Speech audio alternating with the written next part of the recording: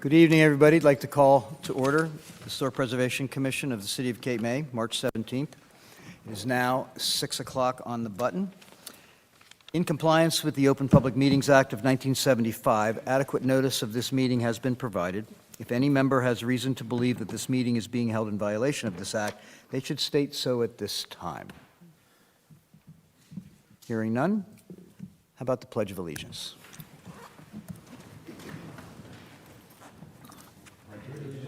Flag of the United States of America and to the republic for which it stands, one nation, under God, indivisible, with liberty and justice for all. Judy, could we do the roll call, please? Mr. Carroll. Here. Ms. Pisagno. Here. Ms. Wilson-Stridick. Mr. Stevenson. Here. Mr. Hammerin. Here. Mr. Testa. Here. Mr. Becker. Here. Mr. Johnson. Here. Mr. Kurtz.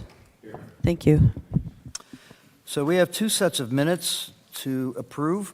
The first is for our last public meeting on February 10th. Everybody get a chance to review those? Judy sent them out. So I have a motion to approve those minutes. So moved by Second. Second. Ooh. Janice. Janice, second. It's a Any race. discussion? It's a race. It's a race. Any discussion? I'm sorry, Mr. Chair. Yes. I made an error. There was a second set of minutes to be approved for the February 20th meeting as well. HBC. Oh, you're going to do it separate. Okay, thank you, John. Yep. So any discussion? Hearing none? Motion by Mr. Hammerin, seconded by Ms. Wilson-Stridick. Mr. Carroll. Yes. Ms. Pisagno. Abstain.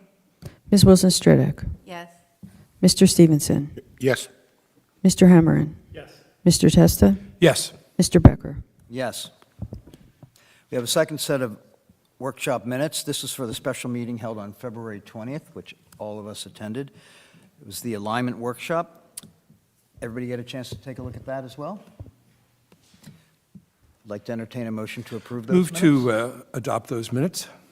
Moved by Mr. Testa, I'll second. second by Mr. Carroll. Any discussion? Judy? Motion by Mr. Testa, seconded by Mr. Carroll. Mr. Carroll. Yes. Ms. Pisagno. Yes. Ms. Wilson-Stridick. Yes. Mr. Stevenson. Yes. Mr. Hammerin. Mr. Testa. Yes. Mr. Becker. Yes. Thank you. And also, we have payment of bills. We have received one bill, and you all received that as an email. Get a chance to review that? I'd like to entertain a motion to approve payment of that bill. So moved. Seconded. Any discussion? Moved by Ms. Wilson-Stridick, seconded by Mr. Testa. Thank you. Mr. Carroll. Yes. Ms. Pisagno. Yes. Ms. Wilson-Stridick. Yes. Mr. Stevenson. Yes. Mr. Hammerin. Mr. Testa. Yes. Mr. Becker. Yes. Thank you. So we have three resolutions to approve that we all also received via email. The first is White at 1623 New Jersey Avenue, Block 1186, Lots 4 and 5, Resolution 2025-05. The conditions have been met. Second is Jersey Development Group LLC, 359 Congress Street, Block 1031, Lot 2.02, Resolution 2025-06. I would note that there are still some conditions that need to be met for this resolution, which will be presented to the review committee. And then lastly, Roth and Reinhardt at 1250 Lafayette Street, Block 1129, Lot 21, Resolution 2025-07. I'd like to entertain a motion to approve those resolutions. Do you want a motion that leaves the Jersey development out until they have completed? Let's ask our solicitor. No, they're conditions subsequent. I'm sorry, say that again. Chris, on the Jersey development, there's a condition that was imposed. It's outstanding, but it's phrased as a condition subsequent. Yeah, the intent here, I think my recollection of that discussion was that in order for them to pull the permit, they're going to have to provide plans compliant with this resolution so that, for instance, Bruce can just look at that, look at the resolution, look at the plans, say they're compliant, and at least for HPC purposes, give them HPC sign-off. So I believe that was the intent, not necessarily that we need those in hand tonight, But if they want to proceed with the project, they're going to have to. Yeah, those demonstrate conditions compliance. are right in the resolution. so Right. That Okay. should be fine, right? Okay. So it's one. I'll make a it's one motion then that for all three. three resolutions be approved. Motion, okay, motion by Mr. Carroll, seconded by Mr. Hammerin. Mr. Carroll, Yes. Ms. Pisagno, Abstain. Ms. Wilson Stridick, Yes. Mr. Stevenson, Yes. Mr. Hammerin, Mr. Testa, Yes. Mr. Becker. Yes. Thank you. So we also have a list of applications that have been approved or denied in review. It's a fairly long list, so I would like to entertain a motion for approving and ratifying those applications. I'll move. So moved by Ms. Wilson Stridick, Second. seconded by Mr. Stevenson. Thank you. Mr. Carroll, Yes. Ms. Pisagno, Yes. Ms. Wilson Stridick, Yes. Mr. Stevenson. Yes. Mr. Hammerin. Mr. Testa. Yes, with respect to all of them except City of Cape May, 405 Lafayette Street, on which I'm going to abstain. Thank you. Mr. Becker. Same for me, yes on all of them, except for the same project, City of Cape May, 405 Lafayette Street, and I will abstain on that one. Thank you. Okay, so now we are off to old business, but before we move into old business, one of the things that we did together on February 20th, this whole commission, is we spent about 4 hours really working on why are we here? What is the real purpose of this work? And we collectively, after about 12 iterations, have a very simple purpose statement, and this is the purpose of our work at HPC. So in order to sort of align all of us in why we're here this evening, I'd like to read it to you very quickly. So HPC's work, the purpose of it is to serve as a catalyst for guiding and valuing Cape May's historical, cultural, and natural resources in a way that inspires and unites, or actually in ways that inspire and unite our community to steward these resources for the benefit of all, so that present and future generations continue to express the unique quality of life in this place we love. So if we can all hold that together this evening, I think we'll have a great meeting. All right, before we get into the first project, there is one change in the agenda this evening. One of the projects under new business, Burton at 302 Howard, has withdrawn their submission for this evening and will be representing that in April. So if anybody has their documents that were in their packet, if you could please pass them over to me, I can give them to Judy so she can reuse them at our next meeting. And let's just open it up real quickly. Does anybody have any general public comments they'd like to make before we get into specific projects?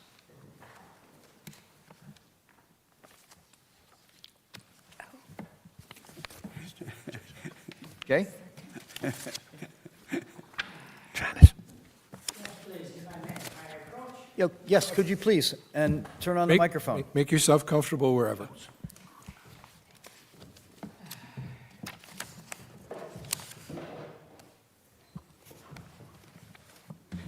Here are two copies of our enabling. I'm Jay Schatz, the Cape May City Shade Tree Commission chairperson. Here are two copies of our enabling ordinance for you, and several copies of the tree protection requirements that we give to the construction department gives to every contractor that comes in for a construction permit. I think I have copies enough here for just about everyone. I want to thank you for the opportunity to come and talk to you today. We're after the same things you to preserve the exterior of the buildings in Cape May, a key contributing in other buildings, and we try to protect the landscape that exists on the buildings. So we're working in the same environmental type of a thing. With only 3 or 4 exceptions, we have control of almost every tree in Cape May, 3 inches or more in diameter, measured 4.5 feet above the ground. The exceptions are Rotary Park, that's run by a public-private group, the bid on the mall, the Physic Estate, and the tennis court. We treat them as private citizens requiring approval to take down trees, again, 3 inches or more in diameter. Other than that, that's about as far as we go, and we're thrilled to have the HPC put an application in or mention in or copy us on the ordinances or the requirements or the approvals that come in, so we have a chance to make a statement or a viewing of the trees on the property that are not within the footprint of the house, the driveway, or any outbuilding that's involved in the new construction. Great. So that's it. So I have a document to give you. Pardon? I have a document to give you. You do? Based upon our discussion a couple of weeks ago, we have now added to our checklist for all applications an item that if any trees are proposed for removal, that must be checked on our applications so that we know about it. And we specifically state that the Shade Tree Commission application must be completed. So I'd like you to have a copy of this for your record. Excellent. Thank you very much. And this is for you to pass to your members. Okay. Thank you. That's what that's for. That's the application, that's the letter that's handed out, or the thing that's handed out to every contractor that comes in for a building. They must protect the trees before demolition starts, the shovel goes into the ground, and construction material arrives on scene. Excellent. Well, thank you very much. Thank you very much for the opportunity. Thank you. Thank you. Okay, starting with old business. Addis Incorporated, 1317 Beach Avenue. Have we representatives here?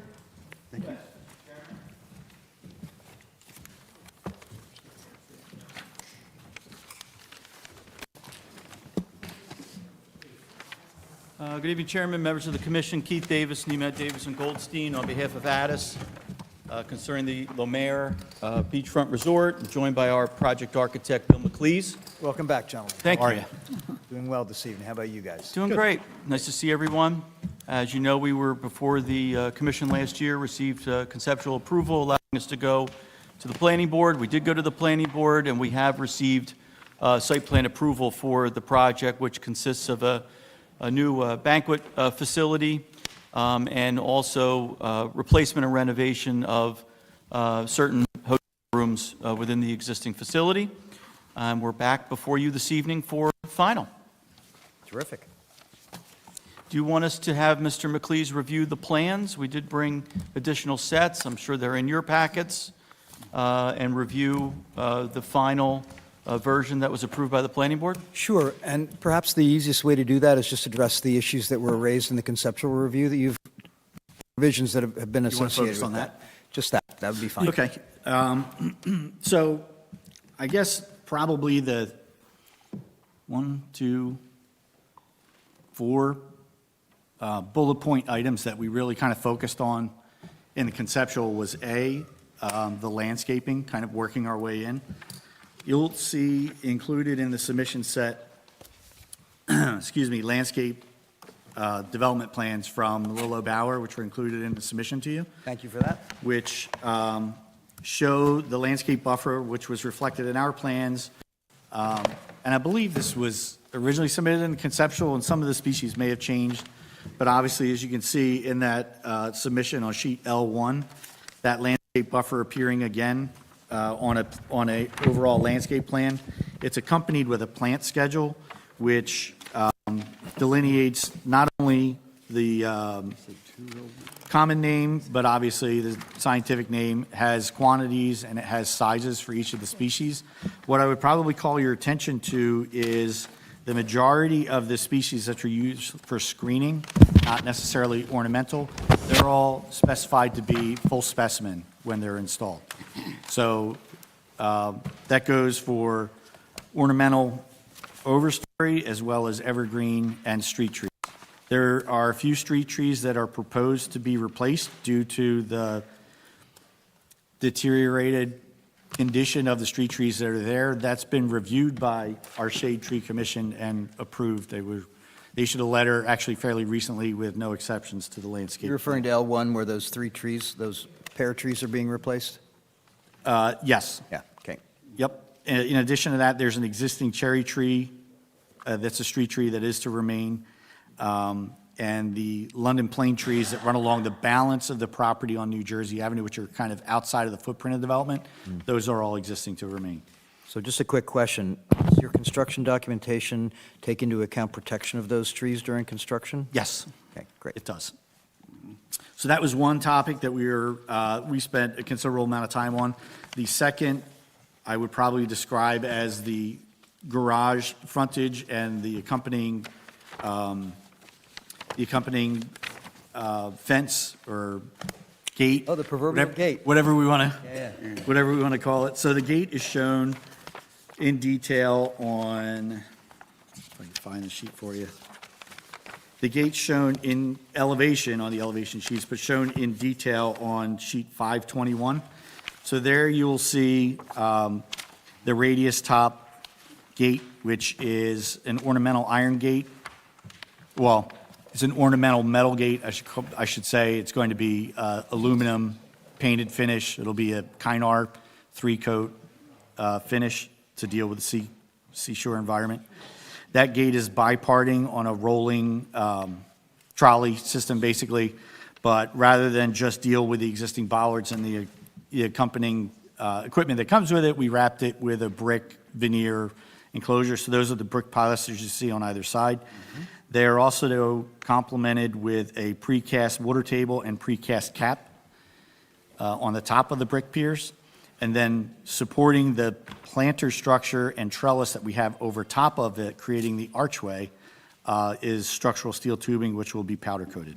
That's nicely depicted on HPC 3.02 as a rendered, Yes, very nicely done. yes, thank you.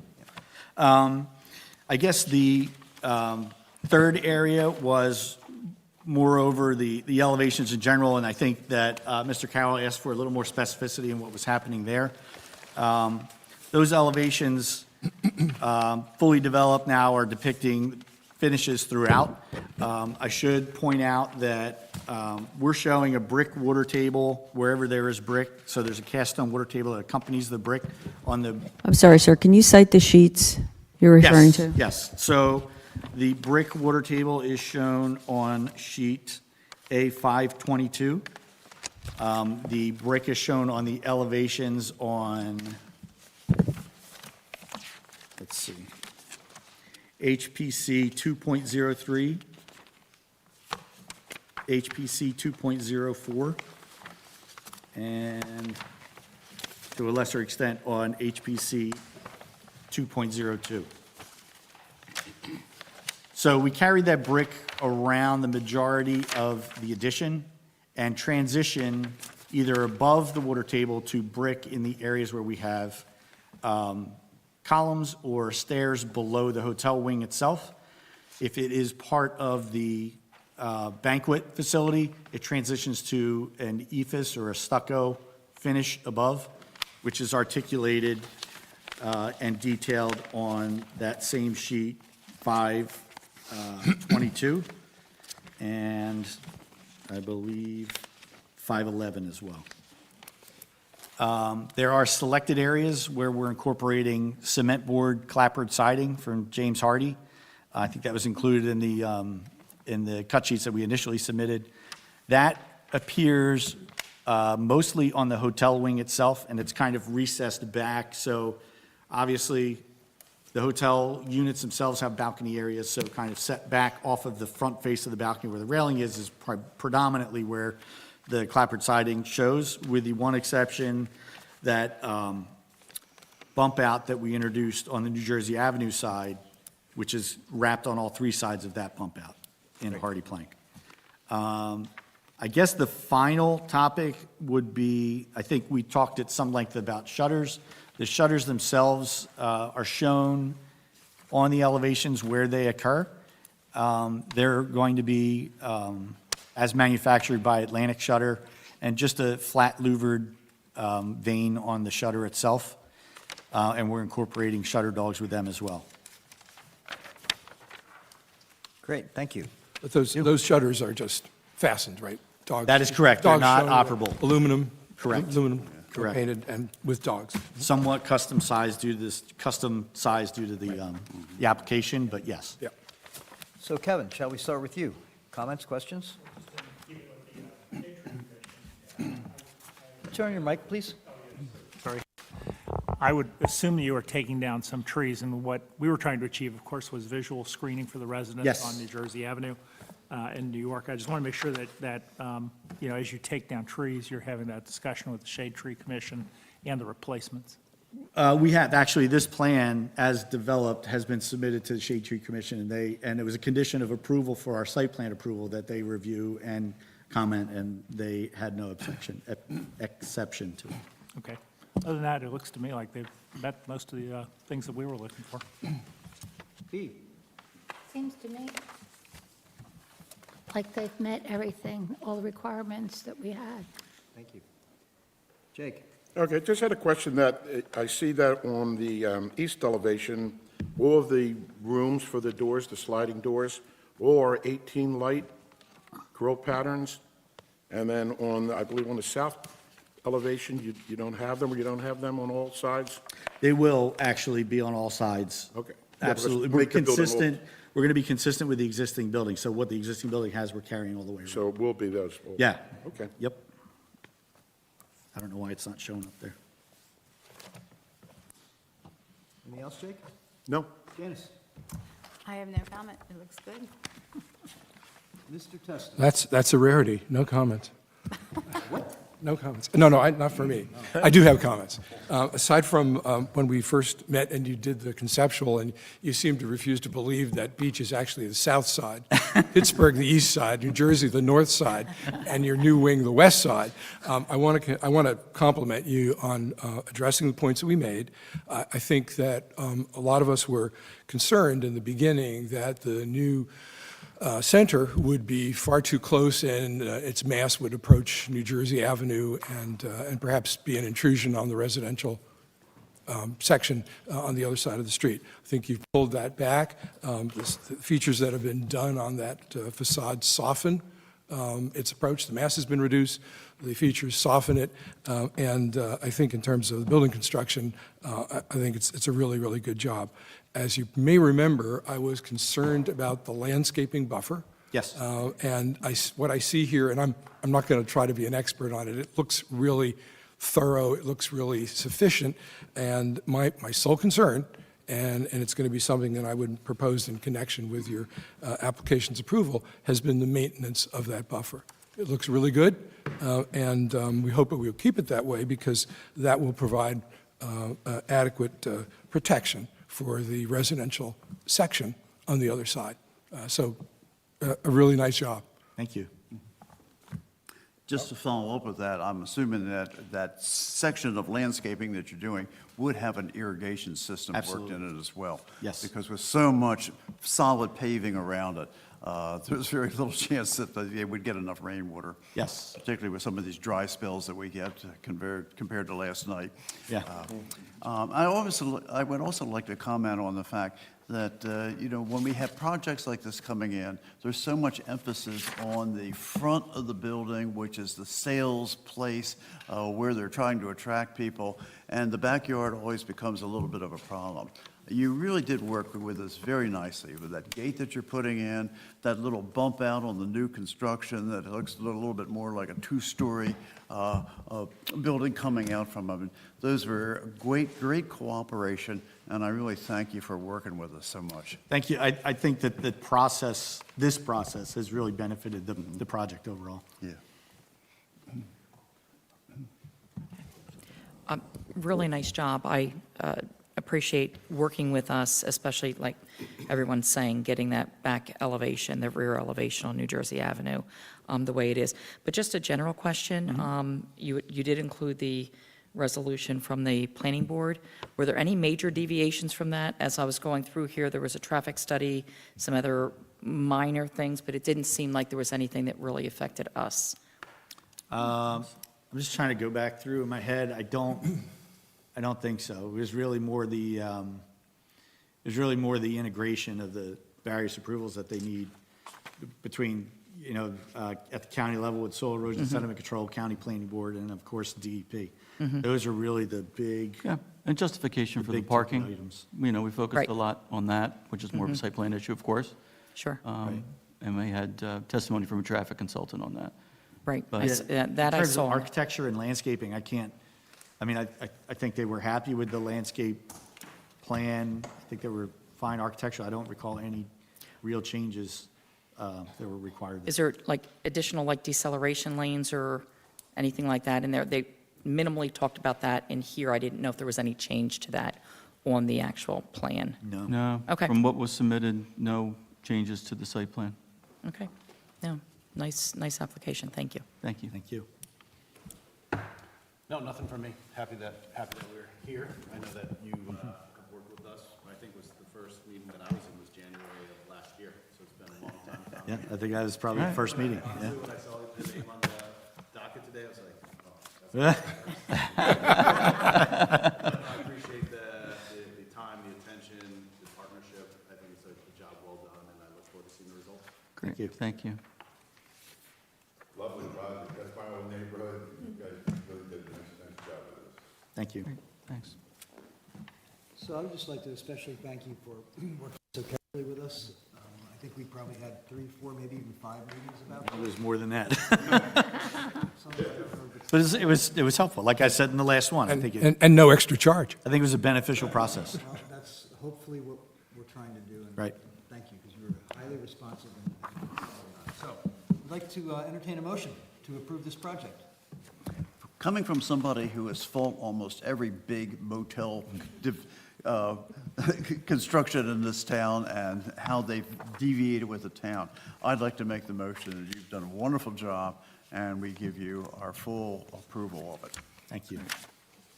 Do you want to include the condition that was in the conceptual approval about the Yes. landscape buffer? Yes. Use the same language? Yes, that'd be fine. Can you just recite that language and remind me what it is? Condition to be included in approval is that the proposed landscape buffer along New Jersey Avenue shall be installed in connection with the development and be maintained by the applicant or their successor in perpetuity unless otherwise modified by subsequent action by both HPC and the zoning or planning board. This condition is to be recorded in the office of the Cape May County Clerk in favor of the city. So the last part I had to take exception with, the recording part of it. Okay? We take no issue with the maintenance obligation. So We take no issue with the maintenance obligation, but I know we had a discussion about it at the last meeting. I think it might have even come up at the planning board meeting too, I forget. But we take exception to a deed restriction. We think the approvals speak for themselves. They're certainly enforceable. It's part of the approved site plan. The applicant has a legal obligation to maintain it, but we don't want to unnecessarily record any instruments that would impair marketability of the project in the future.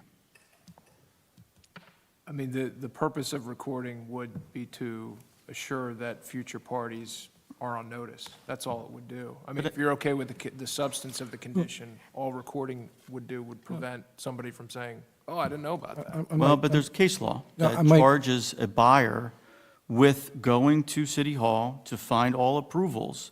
And when they purchase a piece of real estate, they're also They're not purchasing with not notice of any land use approvals that are granted by this board or another board. I have to say, I think that it's hardly unlikely in the transfer of this property from the current owners to future owners that it'll be other than a hotel, motel, recreational facility. I mean, it's built for that purpose. So that being the case, the maintenance of that buffer is to us an important factor. And it seems to me that that ought to be known by anybody, including any purchaser of the building and of the property. So it seems to me it's reasonable to put it in not only as a legal obligation enforceable by the city, because it's part of this approval, but that it requires public notice. And I think that was the reason why we said it the first time. We think it's within our ability to impose it.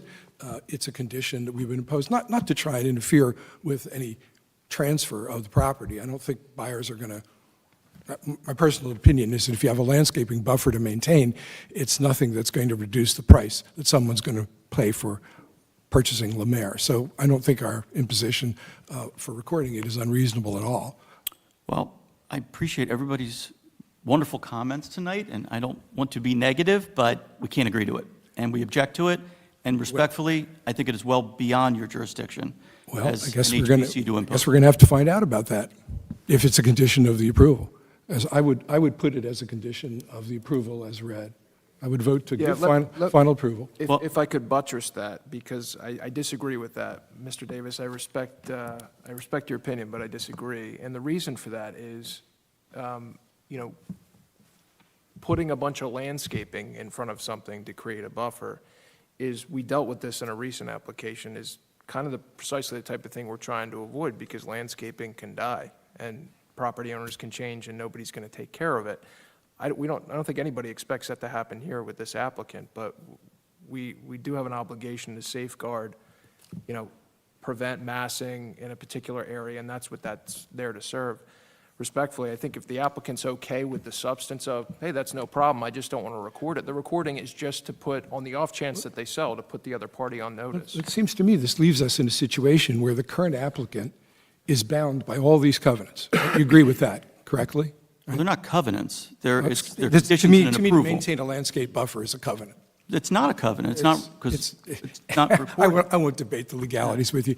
Are they bound by this obligation, the current owners? If it is part of a condition of your approval, then it is something that has to be followed, yes. Yes, so they're bound by it.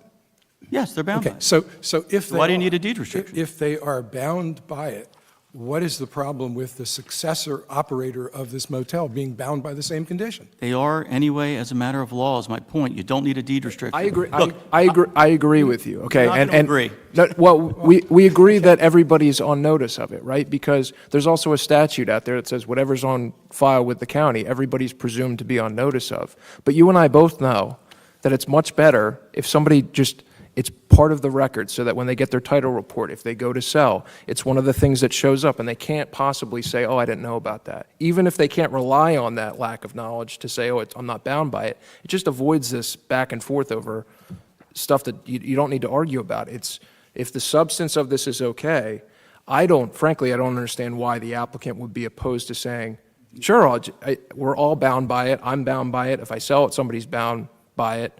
Why are we pushing back on putting that Let me tell you why. in Because the if county? this project is ever modified in the future, we're going to have to come back before this HPC process Which is what that again. says. We're going to have to go to the planning board again. Which is what that But if says. the nature of the landscaping is altered in any way from what is now before you, then that, it's not just coming back before you for approvals. We then have to go modify that deed restriction. We have to re-record it with a new plan, and it's not necessary. And if my client was sitting here and he apologizes, well, this was scheduled last week and we appreciate it, but he had plans to be out of town and couldn't be here. I remember when he was here, he said, I cannot agree to a deed restriction. If he was sitting here today, he would say the same thing. This is a multi-generation business that we believe has generally been a very good corporate citizen here in the city of Cape May. They are going to live up to their obligations to maintain the landscaping, and they will do so. But we cannot agree to a deed restriction. And if the commission wants to entertain that, the only thing I ask is, please vote on it separately and not part of the motion for the final approval itself, so we have an understanding as to where every member particular issue. Is the applicant's concern that if they pluck out this tree for that tree, that they're going to have to figure out if they're in compliance with this? Yeah, because then we're not just defending an approval and what the approval provides for. Then we have a deed restriction, which has other common law rights associated with it. We're in more of a litigation posture, which we don't want to be. We're not I don't trying, see that at all. yeah, we're not trying, the goal of this exercise, though, is not to, pluck out this tree or that tree, substantially complying with what was presented. What the presentation that you guys made before and today was a good one. And what I think what the board is trying to say is, we want to keep substantially that, whatever you presented, in place. And if you have to pluck out this tree for that tree, I think that there's maybe flexibility for, compliance in there, but something that substantially resembles what was presented both before and today is really what I think the condition It is had targeting. never been our intention to micromanage the landscaping Right. plan. So that- And that's- we would have done that if we wanted to do that. Certainly, you're not going to get in trouble, nor is your client, nor is a successor going to get in trouble for removing individual trees. And with respect to recording a condition, it's easy to record. Doesn't cost very much. It's not a question of how It's easy to facile it is to record. record It's- it. please The don't- issue don't- is wanna how it speak to impacts our property rights. I understand that there are property rights affected by it, and it's our intention that not only is the current owner to be affected by it, but buyers who may want to purchase this facility, they also are on notice of the requirement to maintain the landscaping. All right. Well, respectfully, we think that's satisfied with the condition. There's no need for a recording. I don't think we're going to convince each other as to Right, the so position. fine. You've heard where we So- stand. We object to it, and I would respectfully ask that it be voted on If you separately. like your approval, then we'll see how we phrase that. So your request is, you would like to have two different motions made? Yeah, if you could vote on the condition that this requirement to maintain the landscaping be in the form of a recorded instrument, I would appreciate it, and then vote on the final separately. Mr. Chair? Yes. I would just like to comment that when it comes to maintaining landscaping, we've never treated that like maintaining the architectural features of a historic building. We know landscaping gets old, it dies, it has storms, and I've never had an instance where we've come back and said, you have to go back and put in a tree the exact same size of what you had. I think the boards would always be working with that to say you should keep the same amount of landscaping and the same amount of privacy that gives the neighbors and the building inside. I don't see a problem in making it a separate one as long as it stays with this, because I've certainly seen things where people promise to do certain things that later on get undone, and it's awful hard going back and enforcing that that's not what you had approval for. I believe you made your motion, but there hasn't been a second of it. Yes, so there hasn't been Can I ask second, you so to Tom. modify it to reflect Yeah. that the So conditions be... Maybe we can clear this up. Yeah. You made the motion, and I believe that you're fine with the first part of that statement, that the Just the condition is recorded that the language. proposed landscape buffer along New Jersey Avenue shall be installed in connection with the development and be maintained by the applicant or the successor in perpetuity, unless otherwise modified by subsequent action by both HPC and the zoning or planning board. Stop. Stop, Right. please. Is that the, We'll sever, my we'll request. sever those conditions, put them in as two. Tom, are you okay with that motion? That's my motion. Do I hear a second? Second. Any further discussion? I'm sorry, you're talking about the second, the recording part? Nope. It's the second to Tom's motion without the recording part. That's going to be a separate motion. So the vote now You is could put them in. to Approval of include the that project condition without the recording Without the language. deed recording requirement. Yep. So that's been made and seconded. Judy? Mr. Carroll. Yes. Ms. Pisagno. Yes. Ms. Wilson Strick. Yes.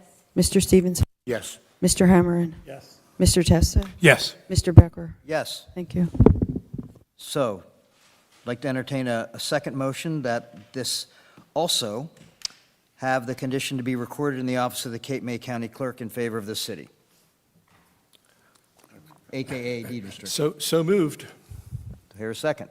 I'll second. Been motioned and seconded. Any further discussion? John, explain the yes and no of this, will you please?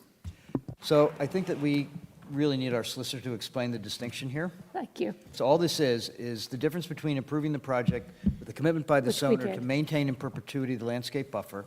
The second motion is now we're requesting that it be, or making it, the second deed. motion, that it be recorded as a deed restriction I in just, the county. and So if One- you vote yes, you're voting for it to Have a deed restriction. so, Be In what? addition to the first. be in the deed. so just to be clear, Okay. the applicant has already agreed to the substance of the condition. Is that correct, Mr. Davis?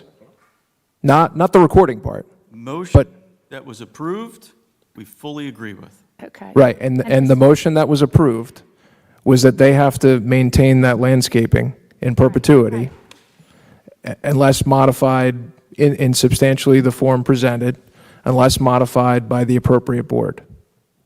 So Do you agree with that, Mr. Davis?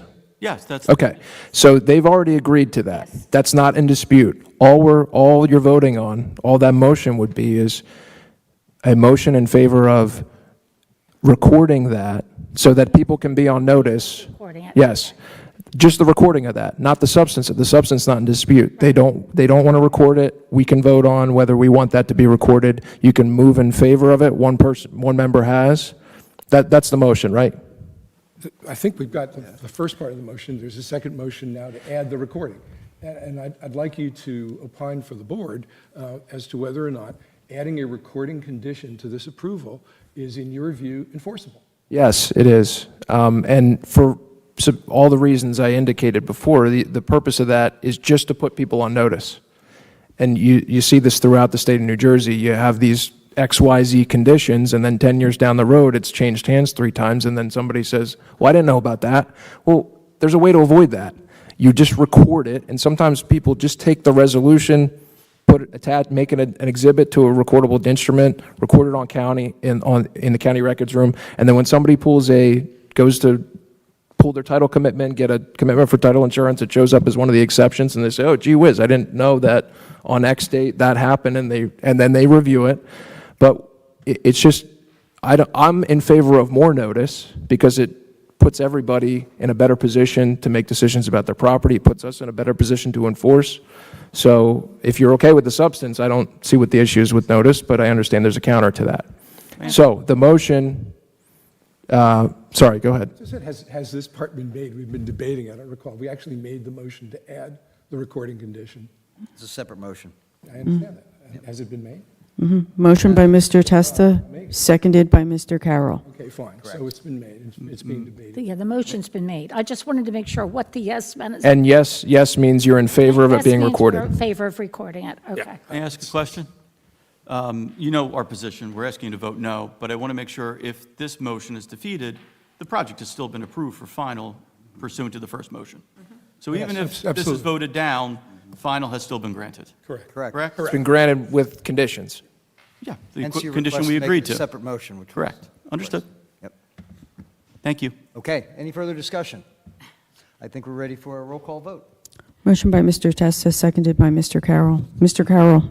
Yes. Ms. Pasagno. Yes. Ms. Wilson Stridick. Yes. Mr. Stevenson. Yes. Mr. Hammerin. Mr. Testa. Yes. Mr. Becker. Yes. Thank you. Thanks very much. Gentlemen, We thank should have done that first and then done the around the room at the end. Sorry. I thought all the goodwill was just going to go on and on. Thank you. Okay, next on our agenda is Granados and Roux, R-O-U-X. Am I pronouncing that correctly? Yes, Did I mispronounce it? I'm the architect for them, but no, that's how I pronounce it. Okay, great. So this is 500 to 502 West Perry Street. Correct. And if you could just please turn your mic, state your name and your role in the project? Yeah, Douglas Gooseman with the Highland Group, and I am the architect for the client. And do you have authorization from the owner to represent their interest this evening? I do. And they also emailed a confirmation.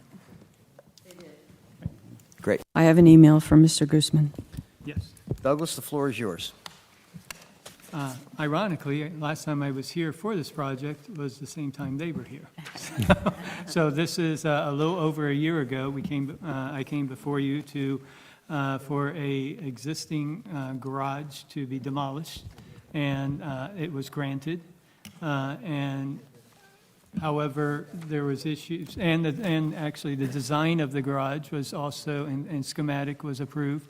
However, the building essentially sits on the property line, and so conditions was I had to get approvals, and so we went to the zoning board and subsequently got zoning approval for locating this garage at and on the property line.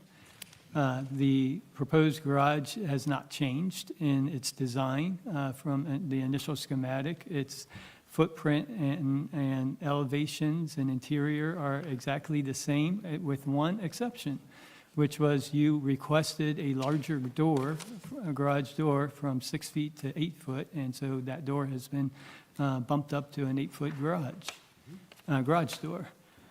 The materials and the material list has not changed. It's identical to what was previously presented. The means of construction is a timber frame garage with the same vertical siding, wood siding. It has a concrete monolith slab and footing system. Because of its proximity to the property line, there is fire retardant plywood on the exterior along the property line to protect it from, because of building code requirements. And we are here for final approvals based upon the construction plans that were provided. Excellent. So If you need more detail, I don't know. it's fine. Okay. Maybe some questions. Yes. Right. So Yogi, how about we start with you? I'm fine with it. Okay. Steve? The main change was just the enlarging the door and the relocation of the footprint of the garage. We did not relocate the footprint. The reason that we went to the zoning board was because we could not relocate it. It was deemed a historic site, and being a historic site, it was in conflict with the zoning ordinance, so that's why we went to the zoning board to get approvals to keep it in the exact location that it previously is. Okay. I think what may be missing from this packet is actually, we did a resolution for demolition, approving demolition. See that? There's also a conceptual approval for the proposed shed and including its location. Then the applicant went to the zoning board to approve the location because they wanted to take it down instead of doing it stick by stick. Take it down, it's in a bad condition, rebuild it, and I think you proposed a design of that. So, and one of the recommendations of the HPC in that conceptual was keep it in the same location because of the reference in the Yeah, I historic actually survey. requested if we could move it over 5 feet to make it complying, and I was made aware that it's a historic site in addition to being a historic structure. And you've been approved by zoning for that. That is correct. And the resolution is in the package from them as well. And the material list, all that was conditionally approved, that's the same? That's correct, hasn't it has changed. not changed. All right, great. It's the same package that was provided prior. Tom, or Lorraine? I have nothing. Thank you. I'm fine with it. Sorry it took so long. It is remarkable. You must have been busy on a little project. This was a really easy demolition. This is a pretty looking garage. Somebody It's a- could lean against it and it could go. Yeah, this is a great improvement. Congratulations. Janice? Yeah, it looks great. I'm all in favor. Thank you. Kevin?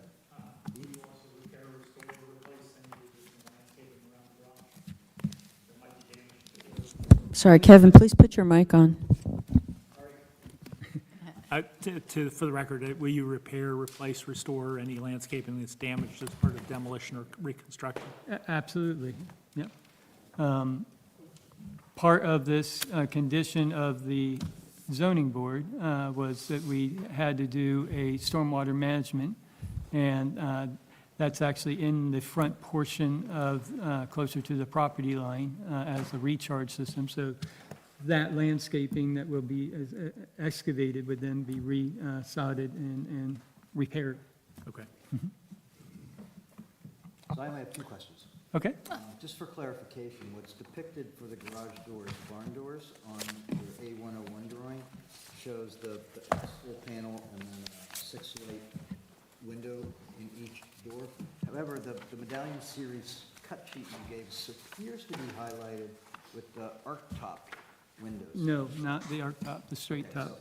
so that's an error, that's... I'm going to say that's an error. I apologize for that. So that's one. And the second thing is, the only thing I see missing from this application is a cut sheet of the lighting fixtures that you proposed. You are correct. So, we would need to see those lighting fixtures. Okay, Okay, I think we could likely make that a condition of tonight's resolution. okay.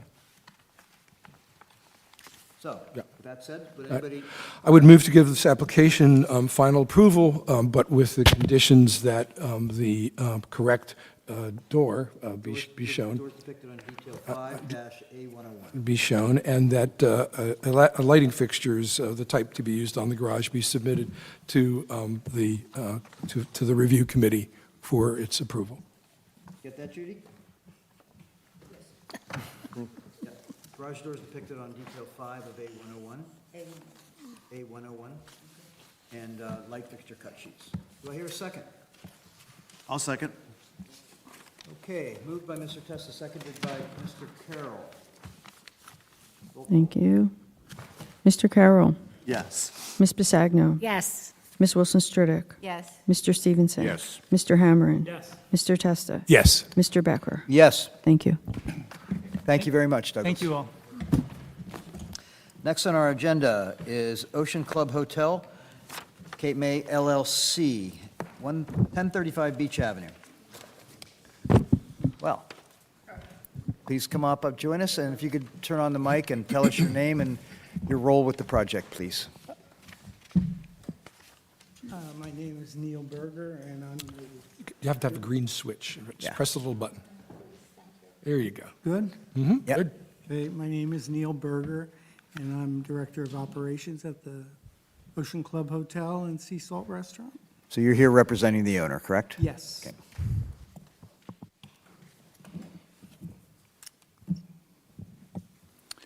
Just before we get started, my sheet is not marked conceptual or final, so I'm not sure if this is, So do you know whether you are pursuing a conceptual or final review this evening? I submitted all the paperwork, and I thought, Does this have, do you know whether it has to go to the zoning or planning board? I don't think so. Okay. Okay. I'm sorry. I've Well, that's never good. read- But That's okay. Whenever it goes to one of those other boards, we can only give it a conceptual consideration. If you had no other requirements to be approved, we could consider it as for final purposes. Yes, I assumed that it was for final. I did come down here several times to see what I had to do. Yeah. It's good to check the box, so we know which one it is. Okay, so this, we're considering this for final approval, correct? Yes. All right, good. Is there any presentation you'd like to make, or we just our responses? Well, I was told it's pretty straightforward. We've had a lot of issues over the years with we're just covering the patio, and we'll take it off in the wintertime. But we have garage doors on that patio, and in the morning, the sun comes right in there, and nobody wants to sit near there. And also, every morning, there's dead birds that hit those garage doors, the glass in the garage doors. So we had been using umbrellas and different things to help it out, but we also have a problem every time, if there's a rain shower, everybody wants to sit on the patio. There's a rain shower, and I've got a patio full of people, and they all are in different stages of dining, and they all have to get moved inside. It's not a good situation for them or us. But the awning is the same as the awnings that we currently have in the picture on all of the cabana rooms, just an orange So the material is canvas. fabric on that? Yes, Okay, thank you. So it'd be a metal frame with a canvas covering? yes, And the canvas will come off seasonally? yes. and can someone on the board remind me, this is old business? Yes. Well, and does anyone remember what the original revisions or? There wasn't any revisions that I had to make. It was, But you have not been here to the public meeting before, correct? no, I have not. Yes. Oh, got it. Okay. So, does anybody have any comments about this, rather than going all the way around? Questions, Yes, we had another oceanfront hotel that recently brought the coloring of their roof materials down to a more subtle color, where, and I know we don't enforce color, but that applicant at the time said we're getting away from the Howard Johnson's look. And The color that we're using is the Ocean Club color. We have it on our towels, we have it on our awnings, we have it in our umbrellas, everything was that orange. my point is that, and it is such a large area, and it has such a visual impact on the front, although we can't tell you what to do, it's something you may want to consider. I think they've already considered it. Frankly, I do have a question about the size of the awning. And so you calculated its stretch out, do I remember 168 inches out on the frame? Is that right? Yeah. So is there a reason for that large sized in terms of what it's supposed to be covering? It's a pretty big, We're pretty not big really line. extending, I think just the normal overhang is from the actual patio. It may look bigger in that picture because I can see that he just put it in there. I'm just trying to picture Yeah, what you've stretched out here. It's yeah, it looks bigger than it actually large. should be. It's showing it in the picture. 14 feet deep. In the picture, it's showing that it's beyond the 648. flagpole, and it isn't. It's just, I don't know how many inches.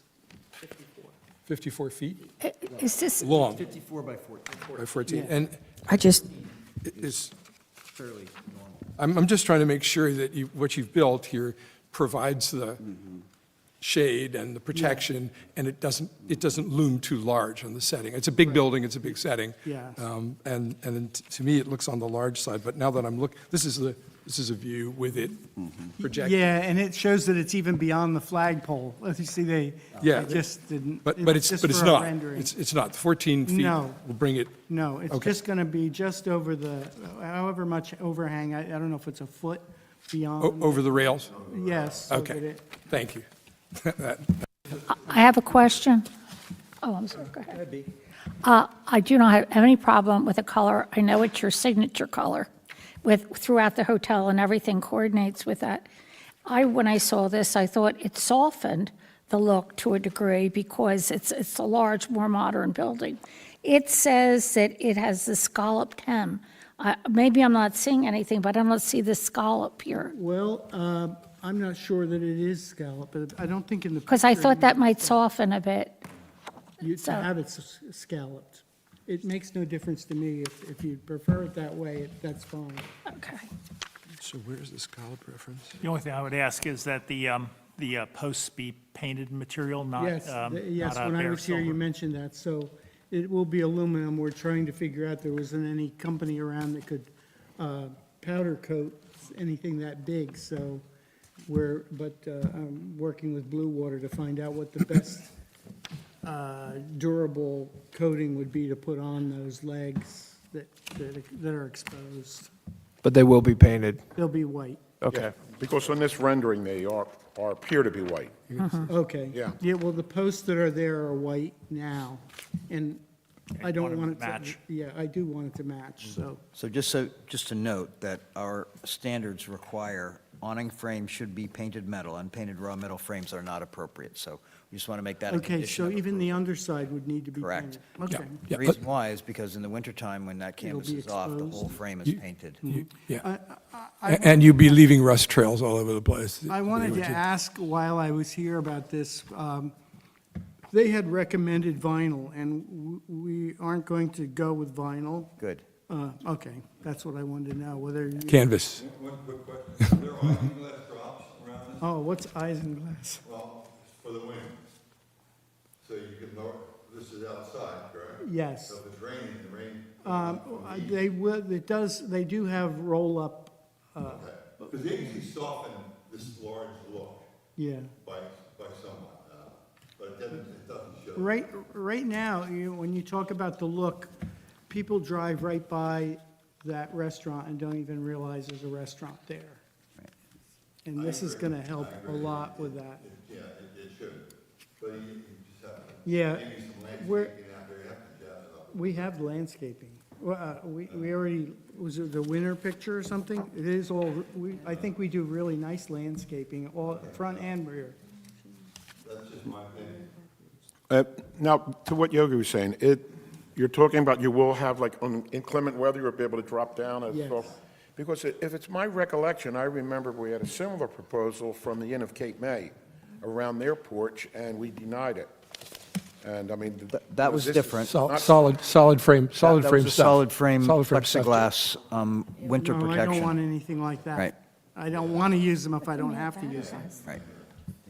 So what we do have, Can't get any the question that I have for you is, have you gone before the zoning officer, Bruce Britton, to make sure that this does not violate any This is zoning? that- Bruce Britton is where I started. Okay. So Yes, and he said I had to go before HBC, but he didn't think there'd be any problems with it. Okay. Any other questions? I really do think this awning helps that building kind of fit in. Oh, it does. And, I don't know why they But never. I'm a little bit concerned about how far out that's coming. Now, you said it's 54 feet. 54 feet. No, 54 feet length. How much out over the front railing? Just a bit. does that- Just to the I think railing. you've testified about a foot or over, no more than Yeah, a foot over the what- railing. I don't remember whether you said it was a foot or 14, whatever the normal. Overhang is. Well, I think we should have a plan that actually has those dimensions on it. We as to do. How far it extends. We do, but it isn't relative to the building. And also, if it's going to have a scallop front on it, I think those things should be on the plan. John, maybe a side view to show. Yeah. Yeah. And how much Yeah. comes beyond the rail. Yeah. It seems,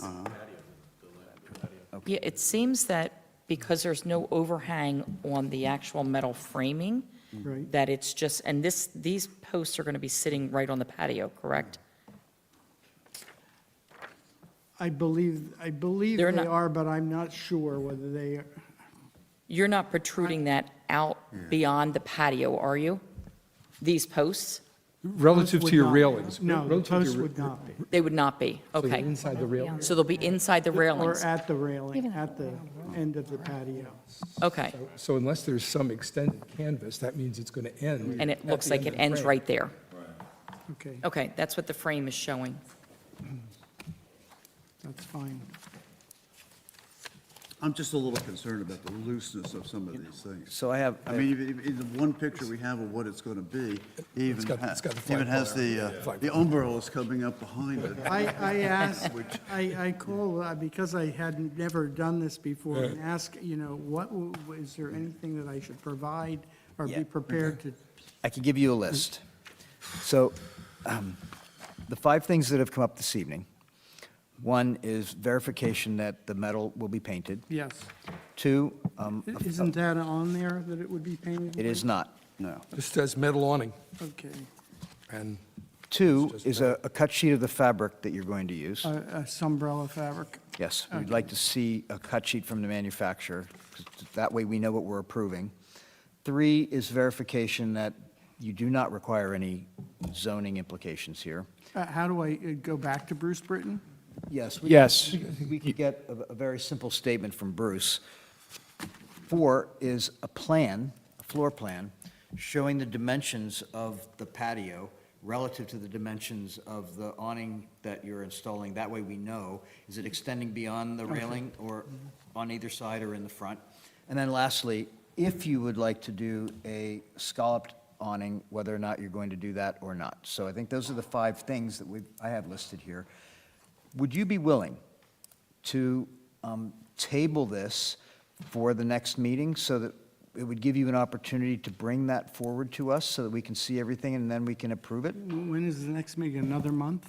April 24th, I believe, right? 21st, April 21st. How about review committee? there's a lot here. Well, the problem with that is There's a lot. we're trying to limit the number of conditions that we approve in review committee because it's starting to get really untenable. Yeah, I see. Uh-huh. Maybe a copy of the actual fabric, the color. I mean, this is done with print. It's pretty I accurate. agree with whoever said, looks, the Howard Johnson look. I understand Yeah. that you're- He's going to furnish an actual piece of the canvas. So we, So I think a good way, as John has suggested, rather than vote on this, because we don't really have a solution other than sort of a conceptual approval and not a final, can give you a final approval, would be for you to table it and come back to us with all the actually, all the that's material. that's an even better solution. We could grant you conceptual approval tonight, should that Based on motion this. carry, based on these conditions. Okay, And then you would come back next month with a final submission. Okay. With the documentation we're That way requesting. I- Does that work for you? yeah. Makes you feel better to have an approval of some sort. Anything. Way better, Then I think we really, Plus, it's going to be into our season, and. yeah. of course. Okay. But the man who, Blue Water, I don't know if he's been before you before or not, Blue Water Awnings, they're the ones doing it, and he was going to do an actual drawing. He has to come over and make sure we don't have to Okay. do anything. But anyway, he's in the hospital, so Well, that's he's out. He's out. unfortunate. Mike, they're up on 47. Okay, so, Don't they usually do all stainless? It looks like stainless, but it's aluminum. It's a marine, it's marine grade aluminum. okay, so, I think what we're doing, I want to make Okay. sure we're in agreement about this. When we opened up this discussion, you had said you were here for final, but we're revising that. You're actually here for conceptual approval, Okay, okay? So, right now what we have are, and I would suggest that on your materials checklist, instead of saying metal aluminum awning, you say metal aluminum frame with fabric cover, okay. okay? I didn't even bring a pen with me. I'm sorry. That would be on the materials checklist, Neil. So that, and I would say painted metal aluminum frame. So what we'd be looking for, the conditions of the conceptual approval would be that verification that the frame will be painted, cut sheet of the fabric you're going to be using, a statement about not needing any zoning approval, Okay. a plan showing the dimensions. Will he give me a written something? You can do that via email, which would be fine. Okay. and we would even accept your testimony that you did that. You sure? Yes, we would. Mr. Berger, just on that, though, you want to confirm, the reason we're talking about a overhead plan, which I think the chairman's going to get to, 2D showing the overhangs Okay. that you're proposing. You're going to want the zoning officer to review that, to confirm that that's compliant with zoning, the overhangs. Okay. See, because right now, we're between a frame that you show, which is chopped off with its vertical supports ending at the railings, and your statement that the frame and the canvas might overhang a bit over. Can't really get there from looking at It could your be a simple frame. drawing like this. Shows, There's the building, there's the railing. You show us the dimension in its length of the railing and the dimension in its depth from the building to the railing, and then just show a dashed line of where the awning will overhang that. okay. That's all we need. John, how about fans or lights under that awning? I hadn't planned on it. There's none there? I hadn't planned on it. You're not planning on any lettering on the awning either? No, no. Because that's not allowed. No. Okay. Plain bright orange. Just plain bright orange. Neon, Bright orange, I don't think so. Okay, so let's just review this real quickly. The 5 conditions are painted metal frame, you need a fabric cut sheet, zoning approval, essentially, a plan showing the dimensions of the patio and of the awning itself, and a verification as to whether you are proposing a scalloped or not. okay. Okay. So if you want, I will make a motion to grant conceptual approval Based upon those 5 based upon those 5 conditions. And here's the good part, or at least some of the good part. You actually get a confirmation of conceptual approval and a letter that shows the conditions in it. Okay. Oh, okay. So your Great. note-taking is fine, but I'm you'll thinking get, I'm missing you'll get a letter with your conceptual approval. You will get the conditions in that conceptual approval, satisfy those conditions, and come back for final approval. Okay. Okay, do I hear a second to Mr. Testa's motion? Second. Motion made by Mr. Testa, seconded by Janice? Ms. Is that Bisagno. you? Oh, B. We're done? Okay. Mr. Carroll? Yes. Ms. Bisagno? Yes. Ms. Wilson Sturdick? Yes. Mr. Stevenson? Howard Johnson's Hyde, yes. Howard, Mr. Hammerin? fried clam strips. Yes. Mr. Testa? Yes. Mr. Becker? Yes. Thank you, Neil. Thank you. Yeah. Thank you. Mr. Berger? See you next month, hopefully. Yeah, I'd just like to let you know that you have to resubmit a whole packet before next month's meeting. Okay. So call me and we'll talk about it. So just Okay. those 5 additional things, that's all. Okay? Thank you. Okay, next we have 119 Stockton Place, Units A and B, Howard and Delisle. Good evening. If you could just please state your name and your association or your role with the project. I'm Maurice Delisle. And this is my wife Beth, we are the owners of 119B Stockton Place. Okay? And We're not sure the best way to approach this. We don't know who you'd like to hear from. We also have our roofing company, Veterans Roofing, here. We're looking to replace the roofs on our property. We are in an HOA with another home, 119A. main one. So there's an A and a B. There's an A and a B, yes. So, In a sense. so this home is, I don't know if you're familiar with it or not, but this used to be Dr. Tannenbaum's home in the, I think, Tannenbaum, in the 70s and 80s and beyond, I believe. And our home is actually his original doctor's office. Oh, thanks. So the folks, the Howards, own 119A, and at some point, his doctor's office was converted into what is now our home, 119B. So that just sort of gives you a sense. The homes are actually connected by what used to be a breezeway from the home into the doctor's office, which is now, they're separate homes, and the breezeway is now our laundry room. So they are separate properties. You can't get from one to the other.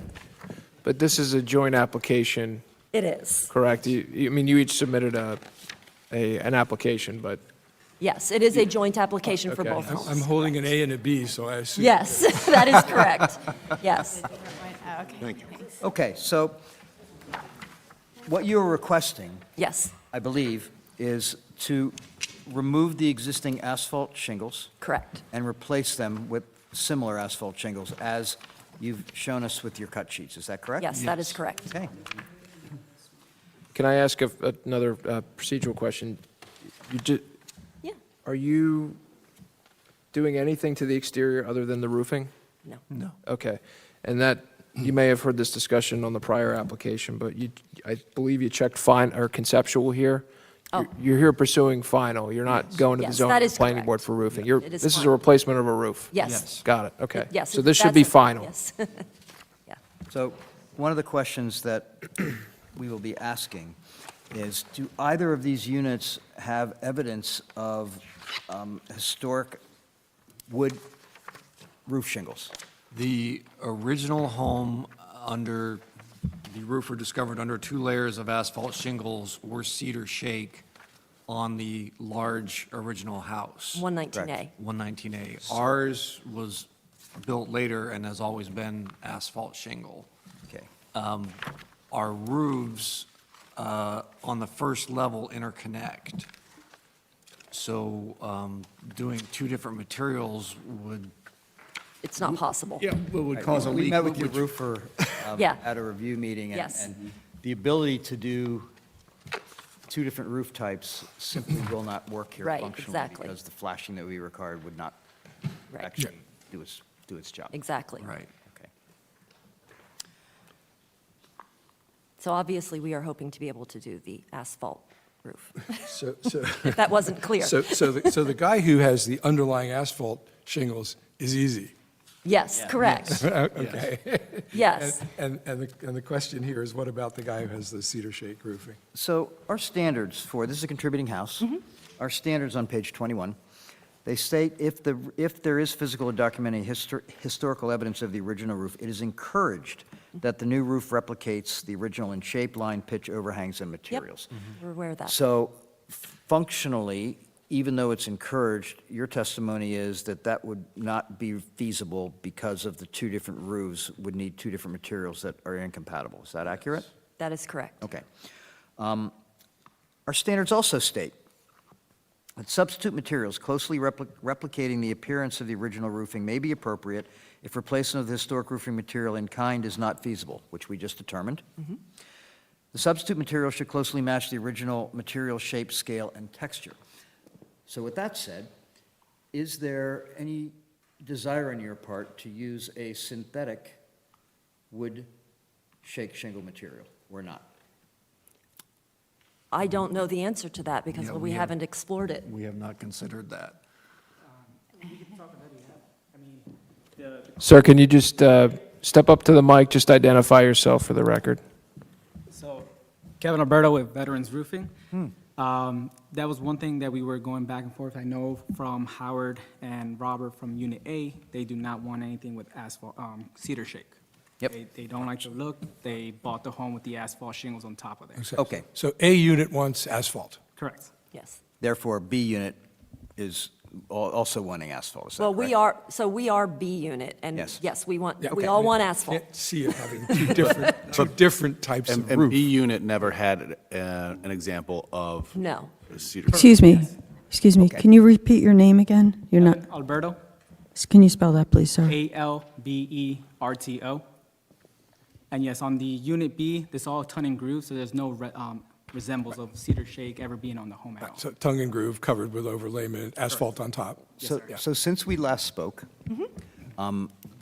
your roofers were here. You guys weren't able to be in Yeah, town we weren't that able to be morning. here, It was yes. Tuesday morning. We did a little research Okay. with our State Historic Preservation Office, and we are told that since this is a rehabilitation project, not a restoration project, that the use of asphalt shingles in this case would comply Excellent. with the U.S. Secretary of Interior standards, and that the asphalt shingle roof replacement on contributing properties with current asphalt shingle roofs, the functioning actual roof, replacing it with asphalt shingles would have no effect on the contributing status of that house. So that's the Thank you research for that doing we that have done. research. I appreciate Well, it. John did, and Thank you. it's individual ChatGPT. research. It's not necessarily the position of the, No, I of the appreciate commission you at doing this that. I time. didn't know it. But John does very thorough Yeah, research, and, that's wonderful. and there are lots of things that affect whether a property is contributing or not. But obviously, some authority here thinks that you're not at risk for putting asphalt shingles and destroying the contributing status of your structure. You do understand, though, that it's our objective, wherever possible. Of course. And we have a contributing structure to do all the things necessary to maintain it as a contributing structure. Of course. But I don't think I've ever seen an A-B situation where one has, one hasn't, and it seems to me the only feasible thing to do, regardless of John's excellent research, is to consider that asphalt is. So shall we open this up to further discussion? Anybody else have any comments or I have a point of order. I'm confused. I now have 3 full applications here. One dated February 18th, one dated March 7th, and I now have Exhibit A that you submitted now. Is Yes, this so- replacing the other 2 in full? That would be finalized and everything. The first one was from when we came here for the subcommittee. The second one, we sent out and dropped out the copies. We were missing the photos and the data cut sheet. And the third one is the completed packet of what was missing from the second, sorry. Okay, so this packet is replacing the other 2? Correct, yes. But you did not include the tax certification in this final packet? So could we just Yes. move it Oh. over? And it's marked as It conceptual. was noted. No, it's not However, signed. I just like HBC to know I do have a tax certification from February 18th. I think that's fine. Okay, Okay. Just to let you know, I'm going to include it on Exhibit A. okay, thank you. Okay? Thank you. So what you gave us this evening are the final applications for both No, the other properties, one's Correct. not. with the exception of the tax That's another approval application. form that Judy's going to include from the prior submission. Yes, So that's your submission for, Yeah.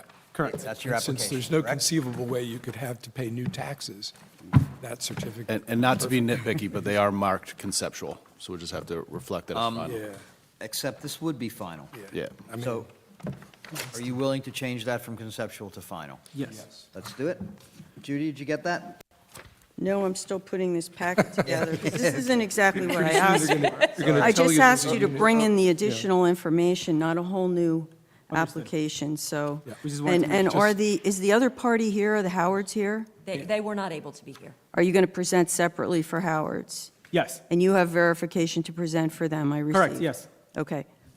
Okay. So any other questions or comments from anybody else on the commission for these folks? Yes, just a quick question. What's the age of the 2, Unit A and Unit B?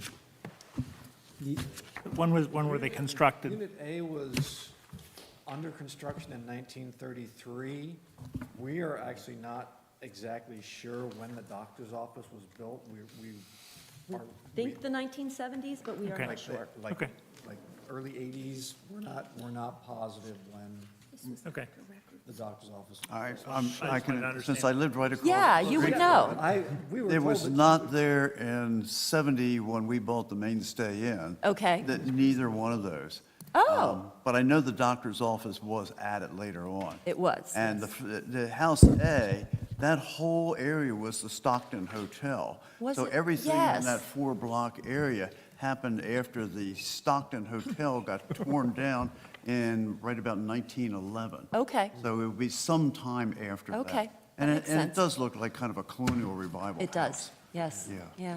Yeah. Any other questions or comments for these folks? Just so you know, the reason I asked that question was, the original building had the evidence of the cedar shake shingles. It's pretty unusual for two compatible structures that are built simultaneously. And that was really why I asked the question, that one would have cedar shake and one would have, you know. It's extraordinary. Yeah, so I mean. I They're just built wanted at to make sure different that times. If they were really two totally separate eras, then it's pretty logical that you could have one that still had evidence of the cedar shake underneath. That's all. I remember that came up at the small group. Was this Dr. Record's house? Tom, What? was this Dr. Record's house? Dr. Tenenbaum. Tenenbaum. Yeah. Oh, I was thinking records. Okay, I've got this in the wrong, I know exactly. Okay, thanks, yeah. And those Then those he two built his buildings office are kind of into it. tied together by a one-story segue Yep. through there, so he didn't have to go out in the rain to get to his That's right. doctor's office. Right. Home for lunch Yeah. Right. and they converted those to condominiums in about the early 20, 25, 26, 27, in that area. Okay. Thanks. So, Just one quick reflection from me. It's a really important one. I noticed when your colleagues, the roofers, walked in, they had boxes with them, and I was really hoping that they were going to be cookies or cupcakes or something. But turned out they're just packets of No, applications. I So have to say, I for actually did future ask whether or not- reference, ask somebody whether or not I should bake cookies for the we meeting. do accept cupcakes and cookies. It's been known to sway our decisions. So, okay. all right. So I would love to hear a motion to approve this, if somebody would like to make that motion? Well, could we just say, we have a cut sheet here of all the different shingle colors. Which of those are you planning on using? Williamsburg Gray. It says so on the There is, materials at checklist. least it says that. You said the Williamsburg, the Williamsburg gray, yeah. It's on the materials Okay. checklist, yeah. That's about as close to slate, and slate would have been a common roofing material at that period of time. And for the style as well. Yes. Yep. I'm sorry, do we have both in front of us, or is there going to be another presentation? No, there's not another presentation. Good. So this motion would be for both of these properties, Place A and Place B at 119 Stockton. Do I hear a motion I'll make the motion. to approve final? Hold on, John, I'm sorry to interrupt. I do not have a tax certification for the other one. Oh, so we have to do it separately? No, they have No. to supply a tax Well, I thought certification. you said you had one. I have one for Delisle, I do not have one for Howard. It can be a condition of approval. It's automatically a condition of approval. They will do- Also, I guess I would like to know if the two sides are going to have the same color roof. Yes. Yes. Okay, thank you. See at the bottom where it says to sign it? This has to So it just has to be conditional upon the tax certification. For the tax collector? Yes. Yeah. Yeah, just part of the application. Yeah. Okay, so I would have to go to the tax collector. That's right, And Chris, Except not at I have to 7. tell you, they're really efficient. It'll take you about 5 minutes. Chris, All right, so since these are two different tax parcels, shouldn't it be two different motions? Okay, motion. Resolution for each property? We can do a joint approval. Resolution? Yeah, it's because they're connected. The unique natures of this structure, I would be Okay. okay with it. Janice has seconded Kevin's motion. So we have a motion to approve the roof replacement at this joint application for both Place A and Place B at 119 Stockton, conditional, of course, on getting the tax form for one of the two units, I think it was B, correct? It was A. It's A, A. sorry, A. Got it. And that motion is same materials, same color, Yep. uniform for both properties. Okay. Any further discussion? Judy? Mr. Carroll? Yes. Ms. Bisagno? Yes. Ms. Wilson Stredick? Yes. Mr. Stevenson? Mr. Hammerin? Mr. Testa? Yes. Mr. Becker? Yes. Thank you. Thank you. Thank you so much. We really appreciate it. I'd like to tell you a little bit of history of that house, I'd love to hear. A and B. The owner who bought it when I was still across the street. Yes. Was a gun dealer from Elmer, PA. Yeah. And his son was in the Marines, and he wanted to paint the house bright blue, Richard white, and fire engine red for the door. Well, that's so what we it is. finally approached him and said, how about like a slate blue, Okay. a canvas white, and a little more of a barn red to tone it down a little bit. And I think his wife helped us get him to go along with that. We love it. If I can tell you a story, just really, really quick. I'm sorry, I know you guys are. In the 1990s, we used to come here all the time for vacation. My mom brought my grandparents down for vacation. My grandfather, they were staying at the Queen Victoria. My grandfather kicked his toe against the bed, broke his toe. Guess what doctor's office he went to? Irv Tenenbaums. I own the place where my grandfather got his. And we didn't know that until after we had purchased it. Have a good night and good luck with your new Dr. roof. Tenenbaum had an exhibit of fish hooks on his wall. And if you asked him, he could tell you all the body parts he'd removed those fish hooks from. I wish I had known. Do you know that he's honored on the front inside cover of our Really? Yeah, right on our Yeah, standards. he was one of the original proponents of the historic preservation. He was. Yeah. Yes, Oscar was the realtor. That's great. Thank you, folks. Thank you so much. Welcome. Okay, moving on to new business. As I stated at the beginning, the Burton submission application is being held until April, so if anybody has their Burton submission, please give it to Judy.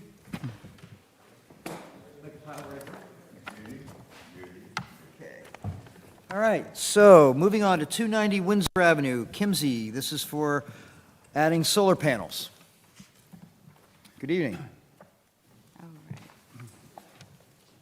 Hello. Hi. If you could just, David Kimsey. my oh, wife Donna. I'm sorry, could you, There you go. there we go. I'm David Kimsey, my wife Donna Kimsey. Hi, David. Good evening. Hi. Hi. So we're before you,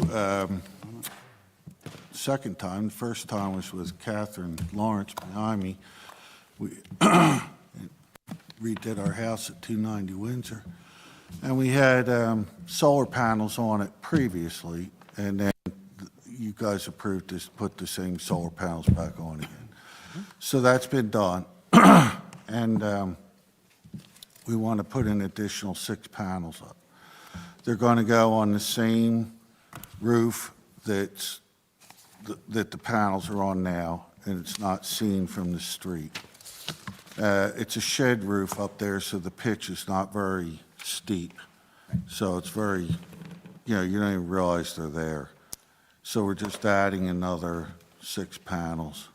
It says 8 in the application. Well, but we weren't approved for 8, right? Yeah, the problem It's is, too- it's- they come in eight's to too many, evaluate how I wanna much say. power you use, and like Tesla won't let you put anything less than 10. They won't come in and put anything less than 10. So we went with another company. But I think if we had 8, they would be viewed from the street. So we Right. said we do 6. So we went with 6. So we should consider this an application for 6. Yeah. Yes, 6 please, panels. yes. Okay, What's so the existing array? How many do you have up there now? I think there's 8 up there now. Okay, It's on the picture, I think. okay. It should be, yeah. So just one quick comment before, are you done with your presentation? Well, unless you have Great. questions. It's straightforward. It's very detailed what you gave. Right. Yeah. With one exception. Okay. And that is that the photographs that you gave us don't quite give us views from the street. So I went out there, Okay. actually a month ago, when I knew this was coming. And I would just like to pass these photos around. Oh. Oh, okay. This is both from Windsor and also the street in the next block behind your house. We did Grant. submit them from Grant. I took a photograph from there as well.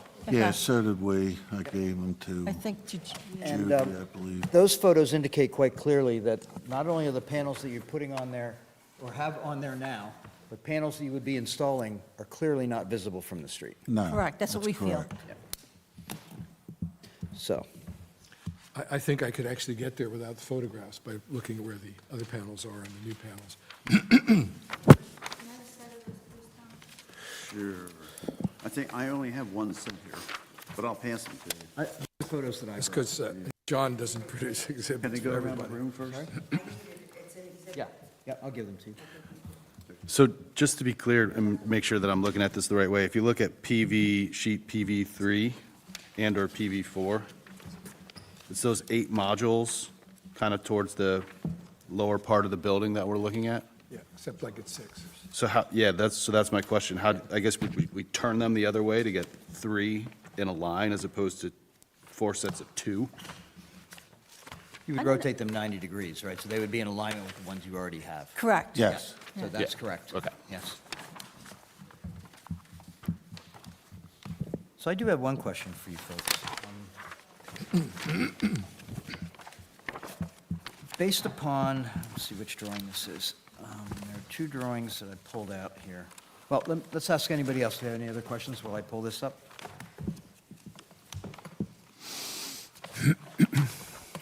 No other questions? All right, so on drawing PV3 and PV4A, which I can show you, these are what you submitted, I'll give them to you in a moment.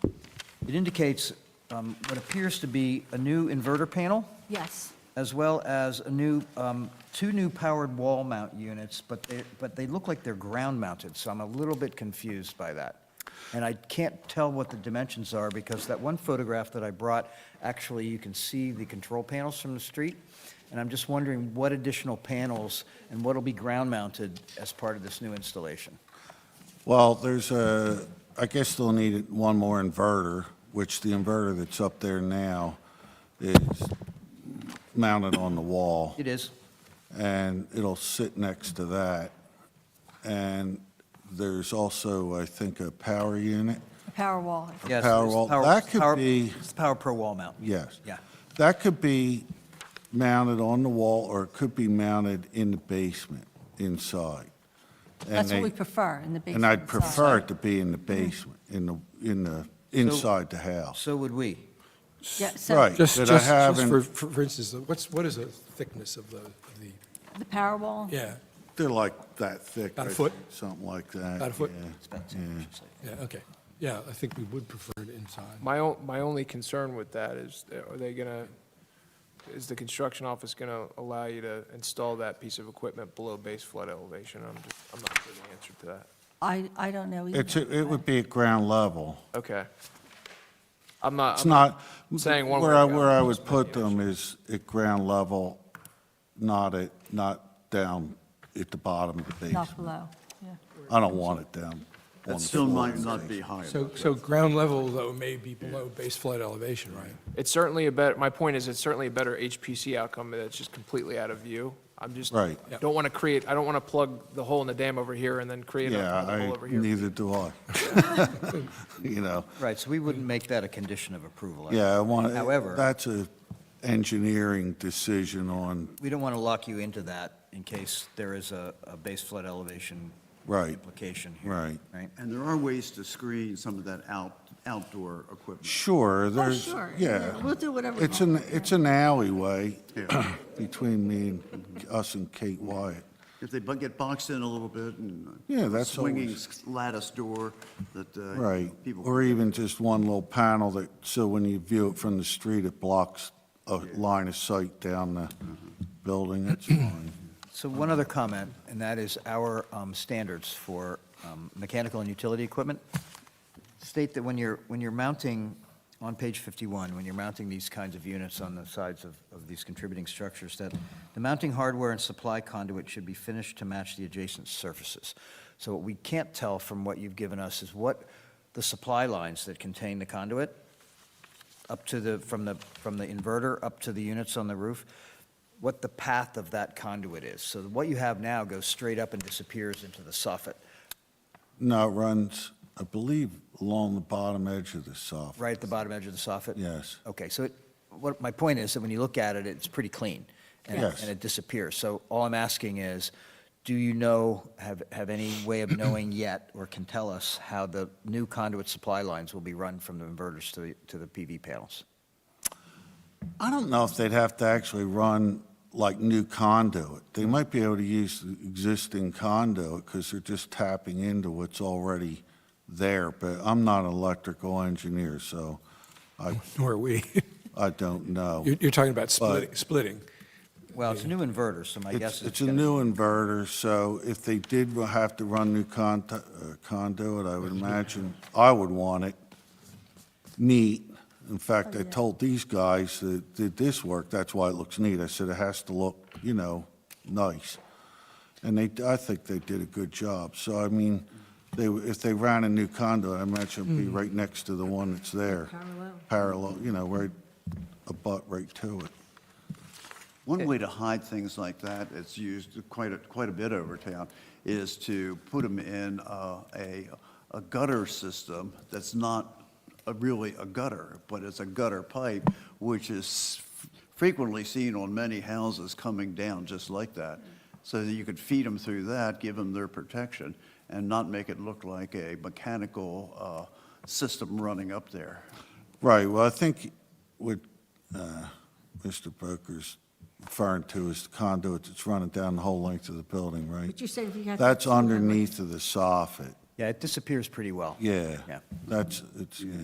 And where it comes up, it goes. Vertical piece. The vertical piece goes around the corner, it's in the back, and you don't see it. So they did a neat job with it. You did. I was actually pretty impressed by it. You see them sometimes where they're just run with no. Yeah, real all logic. over the place. All over the place. Okay. So I think what we're saying here is two potential clarifications to your application. One is that it's 6 panels instead of 8. Correct. And the second is that you would, in fact, be finishing the service lines and supply conduit in a way that matches the adjacent surface. Okay. So will you send us an email on that regard? Well, Yes, we'll get a letter. And then we can send it to our contractor or whatever. first we have to approve it. However. Okay, say, I'm sorry, I'm just. Yeah, no, Any yes, other you would get a questions or communication. concerns to ask specifically. these folks about? No, this wasn't checked either final or conceptual, but I think we're talking final with conditions. Would you accept that this is a final submission? Sure. Why not, right? Yeah. Moves you down the path a little. And it just means that you won't have to come back as long as Okay. you satisfy conditions that are in the approval. Right. Right, as long as we. And they'll be submit it told- To the office. We had one of those conditions when we did the house, too, about the soffit. They wanted it running parallel, and so we're familiar with that. Okay. I would like to entertain a motion. I'll be happy, go ahead, Kevin. What's your motion? Okay. Do I hear a second? Second the motion. Okay, motion made by Mr. Hammerin, seconded by Mr. Testa. The two clarifications, 6 panels and the finish on the conduit.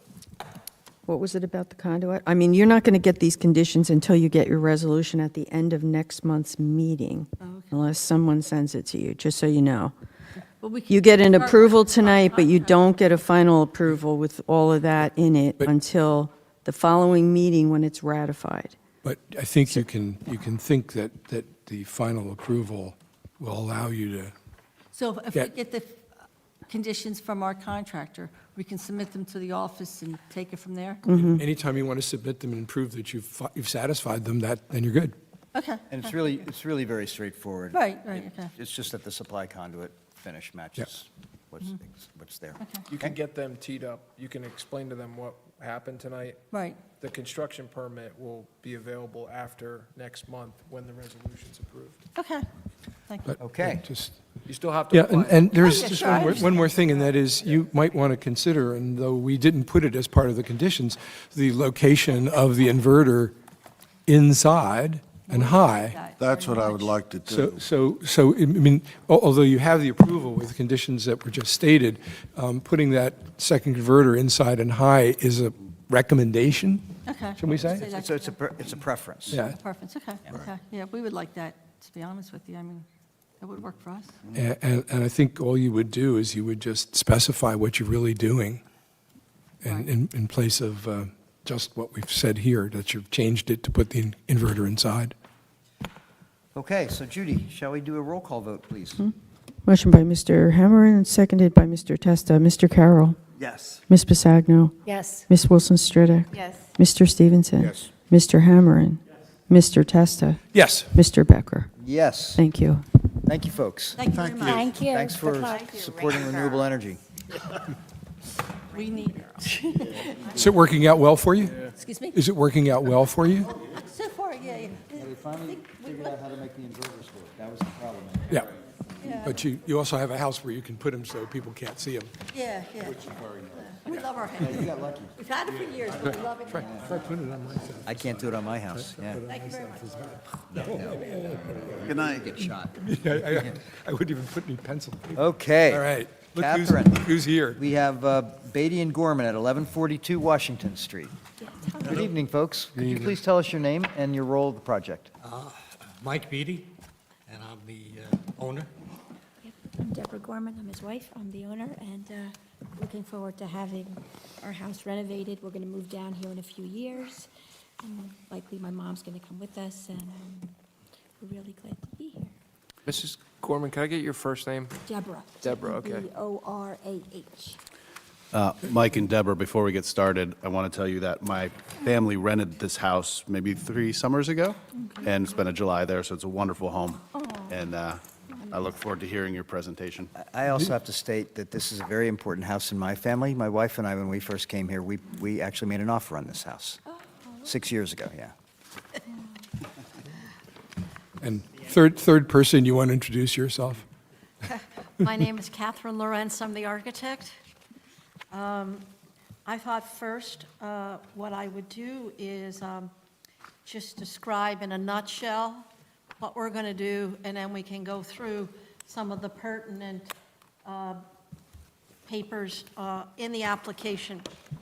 So this house was built somewhere between 1860 and 1880, and over the years, various additions were added to the house on the side and on the rear. And what we'd like to do is to take a rear deck, take that off and rebuild a screened-in porch with railing and columns that would match the front of the house. And then also, we're going to turn the front parlor into mother's bedroom. So we need to enlarge the living space, and we're proposing to push out the side of the house 8 feet for 1 story. We are asking for final approval, and I will go through the pertinent sections of the application.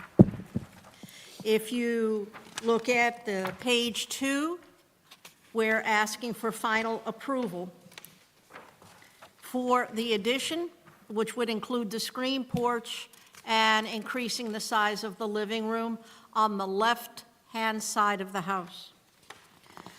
Page 3 indicates that everything that we're going to add to this house will be matching existing. So the roof, the siding, the windows, the brick around the base of the foundation, all of that will match existing.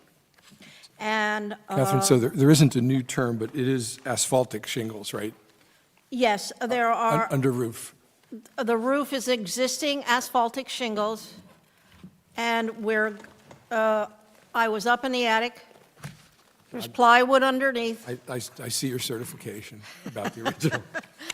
Spelling is I thought you'd actually spelling. invented a new term, because you've written asphaltic shingles. You meant asphalt. I meant asphaltic, yes. Okay. Then on, if we skip a little bit here, we can go to page 8, which is the survey. And I want to bring to your attention that this is a very long lot. We have no problems with FAR or lot coverage for this addition. So we are within all of the rules of the city. Page 9 and page 10 indicate the city survey The building is a contributing building. And when we look at the plans, it's the first two rooms that I believe are the original portions of the house, and then you can see all the additions that were added over the years. If we go to page 11, I'm only going to point out that this house has been, has a main two-story house with an attic, and it was built between 1860 and 1890. If we go to page 12, the photographs, these photographs will be added to the architectural drawings so that the contractor is obligated to copy the details of the columns and the front railing, because we're going to replicate that in the rear porch. If we go to page 13, the right side of the house, which is an addition, we're not touching. We're leaving it just the way it is. The next page, 14, shows the rear of the house at the top. There's an existing deck, happened to be the truck was in the way when I took the picture, but there's a deck right behind there. That's where we propose to put in a new screened-in porch with a balcony that would be accessible from the second floor, so we're adding one door. We're going to get rid of the bay window and just make it look more traditional to the house. If we go to page 15, the top photograph shows the side of the house where we're intending to put the addition. And then the bottom photograph, I have learned now from experience that I am going to add this photograph to my drawings so that the builder copies any roof details to match existing. No more pork chops, as I was talking to someone else before about. If we go to page 16, I think everyone is familiar with the beginning of Washington Street. This is the streetscape. One thing I want to point out, and we will see it more clearly in the architectural drawings or the site plan, is that this addition is added towards the back of the house. It will not affect the front elevation of the house. So as you drive down Washington Street, you're not going to see neither the rear screened-in porch or the increase, the 8-foot bump out on the left-hand side. 17 and 18 talk about meeting all of the zoning requirements. 19, we are going to specify any new windows that are being replaced will be wood, primed for painting. I'm specifying Marvin windows. These windows that are in the house currently do not have any mullions, so they're just a single 1/1. And then the final last page shows the brick veneer that we're going to put at the foundation wall of the new addition. And I noticed that you have a new requirement elevation certificate. I've included the elevation certificate on page 21, not that anyone could read it, so I blew it up on 22. The house is, it's a flood zone of 8. The first floor is at 11.5. So not that we have to, but the addition is going to comply, but the rest of the house also complies with the freeboard. So that's the application. The drawings, I would suggest that we go to, skip the first page, that's just zoning requirements.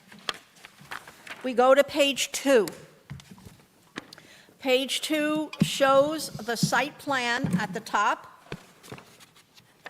and also it indicates on the bottom an enlarged plan showing the new deck in the rear, and then the hatched lines show the one-story addition on the left-hand side. So it's been pushed back, and it's a one-story addition. We can skip the next page, and if we go to page 4 of 13, this is the existing first floor plan, the existing second floor plan. Other than on the second floor, other than adding a door, which you will see on the proposed plan, nothing else is being changed other than some interior upgrades. The first floor, you'll see more clearly on the proposed plan and elevations. If we skip all the way to page 8,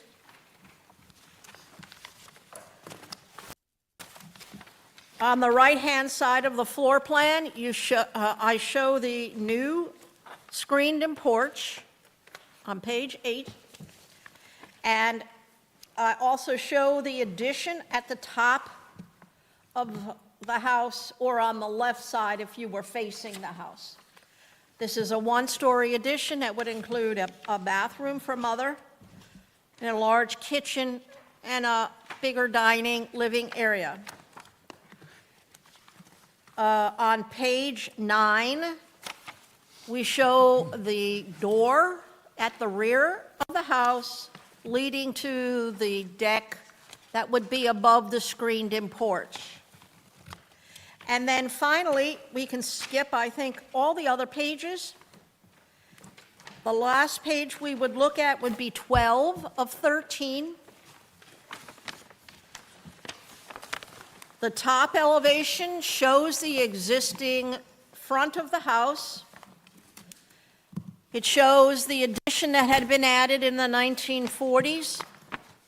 And then it shows the rear screened-in porch. I don't think anyone is going to be able to see the rear screened-in porch from the street, but we are being very sensitive, and we are using all the same materials that the front of the house would be. And then, if you look at the bottom elevation shows you the original front of the house. On the right side, we're on page 12. The right side shows the addition that had been added in the 1940s, and on the left side shows the addition that we're proposing now. Same size window, same wood shutters. On the addition, it's a one-story shed, and I think that a shed addition would be quite appropriate for this style of house if an addition were added. And also, I don't know that the photographs do it justice, but there are bushes and trees in front of this addition. And then finally, page 13 shows you the side of the addition, where we have a new window that would match the existing. We have 3 windows in the dining area that would be the same size. They would also be wood. And then it shows the porch at the rear. Again, the columns, the railing, and any of the lattice would match the front of the house. And that's my presentation. Okay, so Kevin, how about if we start with you? Well, just a couple of things. The 2 windows that are in the front of the new addition and the one on the side of the new addition, if I understand the blueprint right, that's a bathroom, right? Say this, could you repeat yourself? Sure. In the proposed addition to the side of the house, the window in the front that faces out onto Washington and the first window on the side look like full windows, but that's a bathroom. Are you? Yes, it's gonna be a full window. Okay. This one was behind the commode. That's why I thought, surely that can't be a full window. It's got to be a smaller one. That's one of my, when I design a house, I don't want people to say, I know where the bathroom is. Okay. We can get shades. All right. The other thing, just as a point, is the way our standards read, when you have a contributing or a key contributing property, an addition to the side of the house generally is not considered appropriate because it affects the streetscape of the house and the visual front of the house, which is what a lot of the contributing approval is based on. So this is a change to that. And, you are going to affect the streetscape by that side addition. So I guess I would just say, I mean, that is not totally consistent with the standards. The rear addition sounds fine. I mean, it's not visible from the street. I can't see why anyone would object to that. But that side addition does, in fact, affect the streetscape appearance, which is a key part of the contributing feature of the house. Can I comment? Yes, please. I'd like to hear what your thought is. I will say, I know the house. I've walked by it many times. And I acknowledge the idea that there is pretty good screening in the front with a set of trees and some shrubs and things like that. Nevertheless, it is changing the character of the house somewhat. So, yes, go ahead, please. I'd love to hear it. Okay, well, three things one is there is a natural buffer already in front of there. And I believe it's a holly tree so that it would be a buffer all year long. Secondly, I think that it's pushed back about 10 or 15 feet from the street. So the first thing that you see is going to be the front of the house. You're not going to see this addition because there is the tree behind it. And then thirdly, if an addition had been added at that period, let's say the house was built in 1860 and many times they added sheds or little rooms extra as the family grew, I think this would be keeping in character, particularly since we're using the same material. It'll be painted all the same color. I don't think that it affects the streetscape, in my humble opinion. My thought process is that the addition on the right side of the house as you face it was part, in effect, of how the contributing property was assessed. So it's old enough that it fit into the contributing structure of the house, and I think that's why that doesn't seem to affect the contributing, approach. But I'm not sure about the left side, I have to be honest.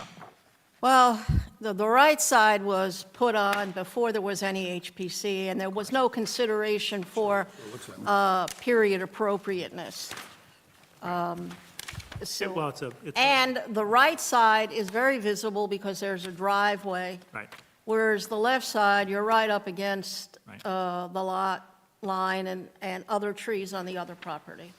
It is not uncommon for houses of that vintage to have put on a heavily screened porch or something like that ran down the side of the house.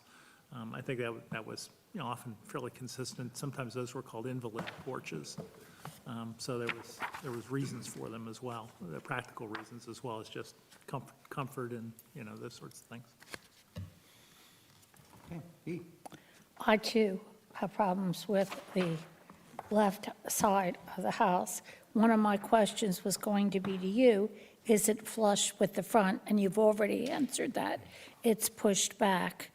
Is it pushed back in proportion to where the other side starts? Could it be?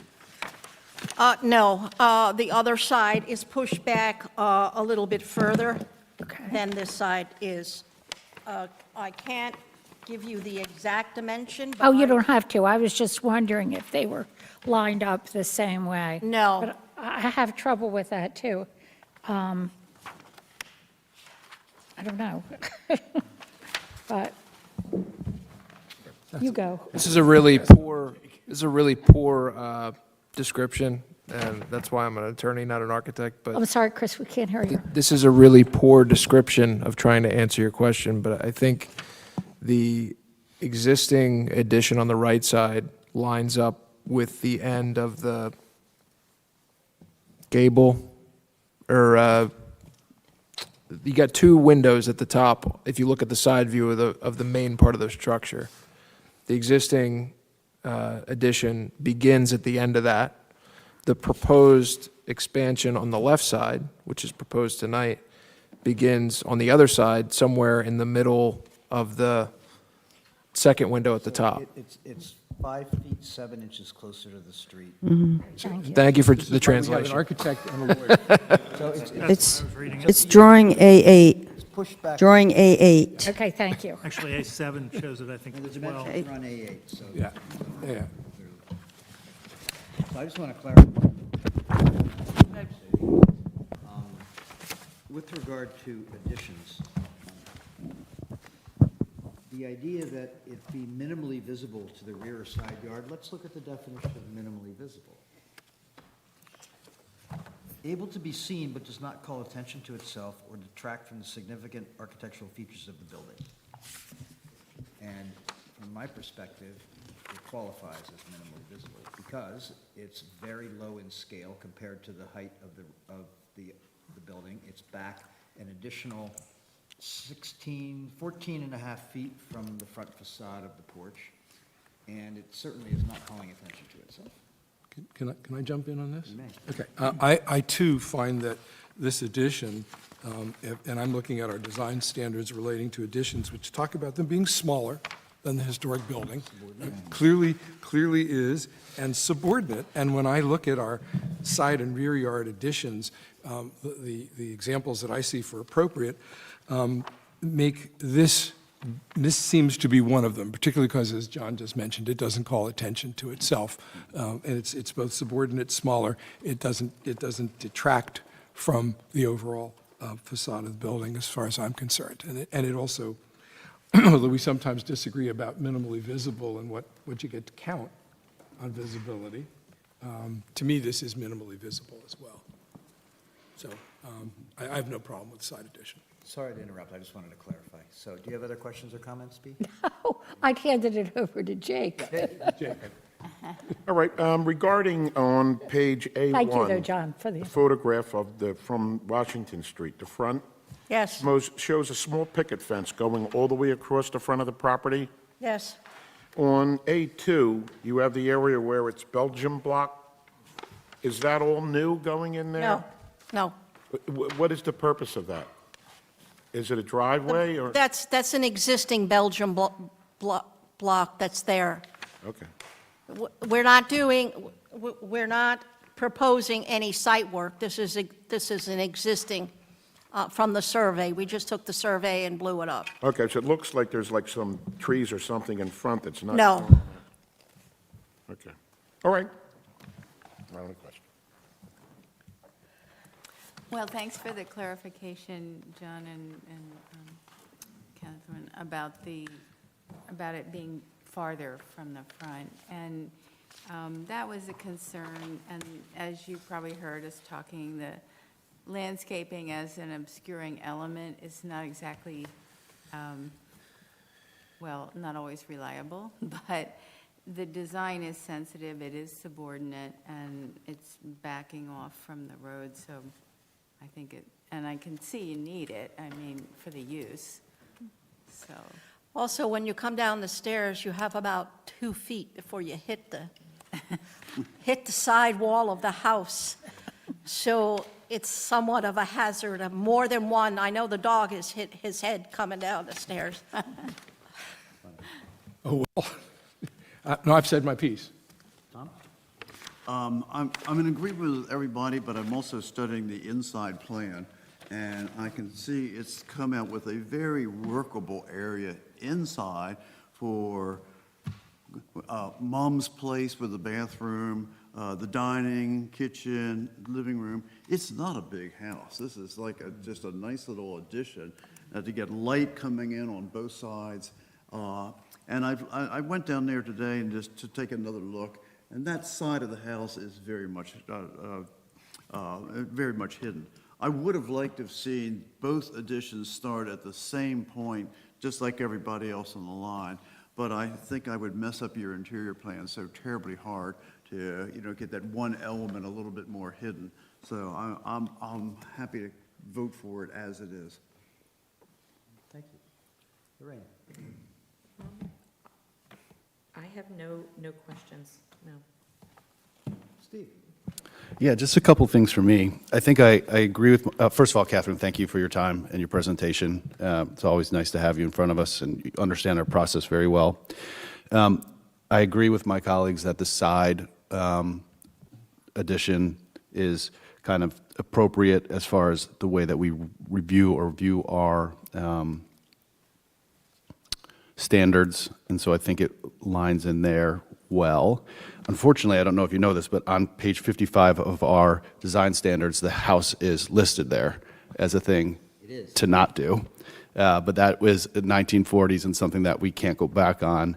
But it did create a secondary front entry on that side addition that was added in the 1940s. So I'd ask a question, and you can say, oh, that's a decent idea or not a great idea. I wonder if there's a way, as we build this, review these designs, if there's a way to reclaim that front entry space so that we have that front porch that does not have access to the yard or to, to the street. I wonder, especially in the idea that it's a bedroom for, a mom. I wonder if we should think about that as like an additional fire, access point, and that way, kind of, let's get a little bit closer to what I think our design standards are trying to do, and at least demonstrate that front porch is central focus. But just a thought from my side. Does that resonate with the group? No. No? Well, the door out to the front porch stays in the addition. Yes, it does. So architecturally, if it stays just like that, Mom has a way to get to her porch from her room. Yes. And the front of the house looks like the front of the house. But there's no way to. There's no stairs. Yeah, that's what I'm Coming. suggesting. Yeah. Would you be willing to add steps to the front porch? Yeah, I'm okay Of with course, that. you're probably going to have to go get a Wait a minute, zoning I just had a variance to little put consult. steps down. on it. Possibly. Steve, in response to your I think comment? they It's like just said, they said they taking would. root here. Yeah. I think that when the house had originally been renovated or renovated numerous times, at one point, they took away the front steps to the front porch. And I think it would be an appropriate design decision to put back those steps on the front porch so that not only would it resemble what the original intent of the house was, but now Mom can escape and get out to the street when the kids start to get too loud. Yeah, exactly. And the dog can too. Without hitting his head. So yes, that's specifically called out in our standards, this house, as a matter of fact. Yeah. So yeah, so that would be wonderful if you guys can do that. Okay. So, So wait a minute. Anything else, Steve? No, other than that, I mean, the design looks intentional, understand what we're trying to do to make this a multi-generational home. I did have one question. So large backyard, are we planning, is there plan, I see that there's like, are we adding pavers or anything to the backyard area? Well, the owners have been working every year to transform the backyard. Yeah. And it is now turning into quite an oasis. Oh, it's a beautiful. It's wonderful. It's beautiful. Yeah. There's a gravel path and seating. It's like a vineyard back there. It's unbelievable how deep it goes to the back. Okay, but no formal plan. you're not proposing any We're landscaping not plans? proposing any landscape. Goes That's all the way going back to, to the wetlands. It's really quite. yes, it goes back to the wetlands. Steve, anything else? No. Yeah, you. I kind of agreed with Kevin at the beginning with the addition, but the more I look at it, I like the fact it fills the property out, makes it look like it was always there. The only thing I don't get is the deck on the new screened-in porch, because that's a big side lot, and you see that from the street, walking down the street. It just, I don't know that you're going to see, I don't know that you're going to see that deck from the street, but we have a porch.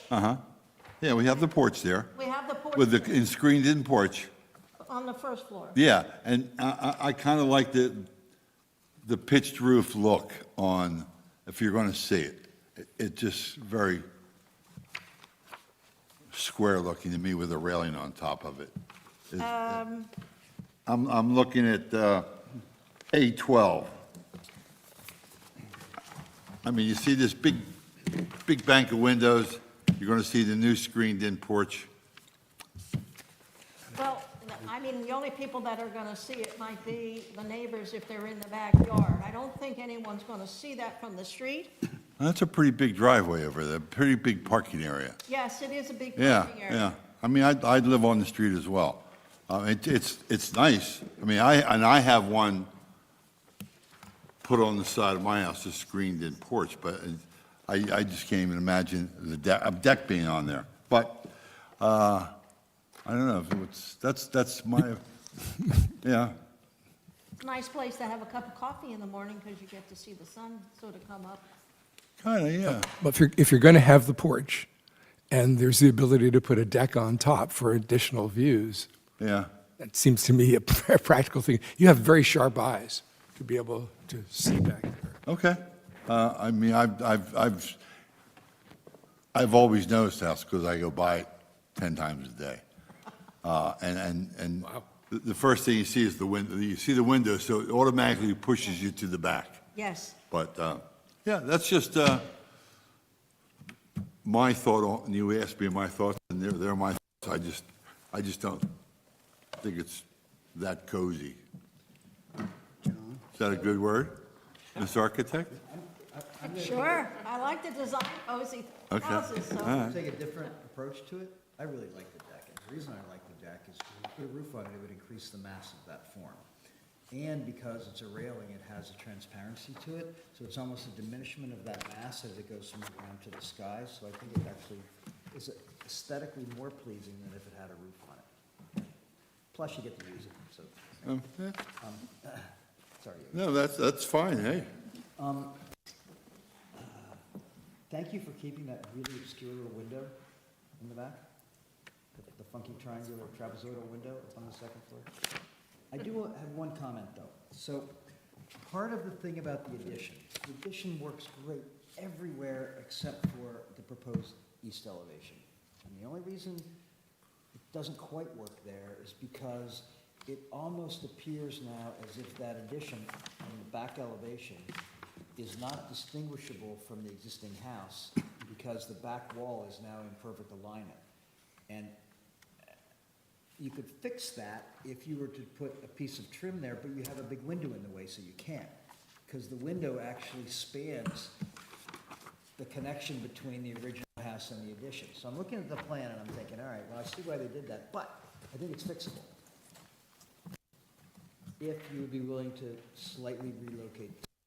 In other words, you could put, right where the addition joins the main body of the house, all you would need to do is just separate the window like that, so it looked like there was a structural Yes. piece right there. But right now, the sink would be centered, well, that would interrupt your view out of the sink, so you'd want to shift the sink one direction or the other, right? Follow that? Well, what I think we would get then really would be 3 windows instead of 4. Bingo. Yep. And just shift them so that the window doesn't act as a kind of visual Band-Aid or. And then bring down the trim Yeah. so we can see The window is either in the addition or in the existing house, or both, but not spanning that connection. Because clearly that you can't just take the addition away, which is what I was simply stating. You have to be able to sever. This is straight out of our standards. Yes. That it should, And then the we would additions are acceptable if still- it we'd appears still have 2 windows theoretically over that you here can to take them light. off and the old house would still be there. All right? Yep. So we'd have 1 window by the sink, or we could move the sink over to the windows. Yeah. We could do that. I could rearrange the, I could, okay. Okay, you right with that? Only other comment, and I could be convinced of this. So there's something really absolutely beautiful about the full-height windows on both the first floor and second floor, those 10 bays that they talk about in the historic report.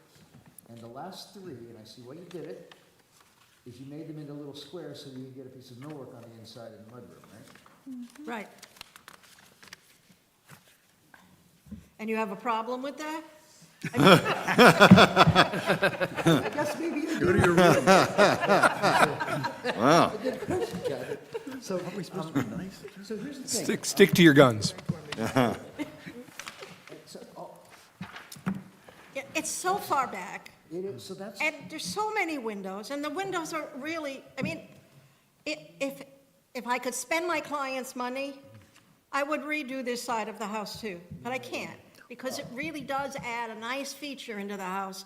When you're inside the house, you have all these oh, windows. it's beautiful, it faces south, I mean, in the winter, it's so warm, and it It's- just fills yes. the whole house with light, both floors, it's amazing, actually. All right, I would suggest that I am gonna be convinced, because this was an addition and it wasn't part of the original house, therefore, I'm not as critical of it, so I'm gonna withdraw that comment. Great. You scared him. Skip. That's plain and simple. Just give him enough time and he'll turn a complete circle. Can I add one more thing? Scared him It- down. Sure. You know, just thinking about that, I mean, I've got to say, I think to some degree approving this is tinkering with the designation as a contributing structure. I do. I mean, whether we think it's obtrusive or it's not obtrusive, that's a matter of opinion, and I think, you know, we are flirting with whether this house could in fact lose its contributing designation.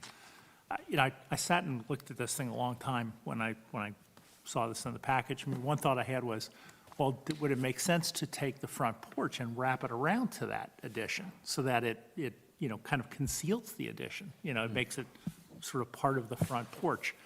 But actually, if you read the standards, it says that you don't want it to, you want it to mimic it, not appear to be part of the contributing property. So, you know, I don't think that necessarily gets where I'm going, although I kind of like that design a little better, making it part of the front porch. I just think it hides it a little better, maybe. Well- But I just. But you're not suggesting that you think that the proposed addition destroys the contributing, I'm not sure. okay. So So- you're Not sure. suggesting it might. Because it comes down to an opinion as whether it's obtrusive, too obtrusive or not. You know, it's a house that enjoys its designation, I think, because it is a smaller house that has a really nice charm appeal from the street. Streetscape is important to it. That addition on the right actually is so far done in the past that it's actually part of the history of the house rather than something new.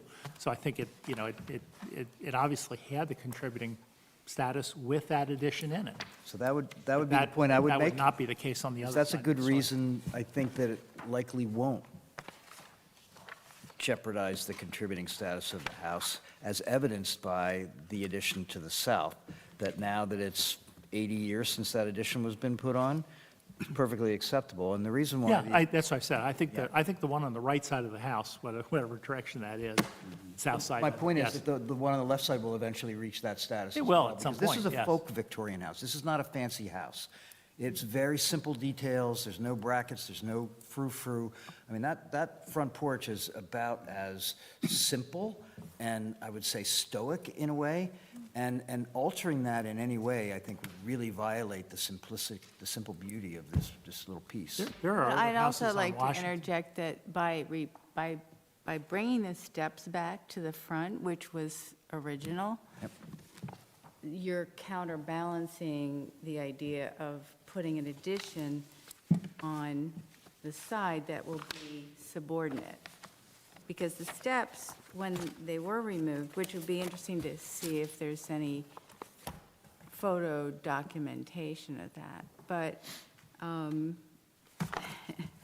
bringing the focal point of the entrance of the house to where it actually was is one of the more significant signs to a passerby that this is an old house where you enter the front.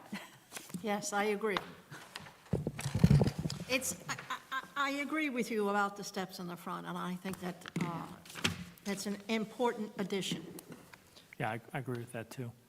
Okay. I know there are other houses on Washington Street and other streets in Kaymay that are this house. I mean, this house was a commonly built house.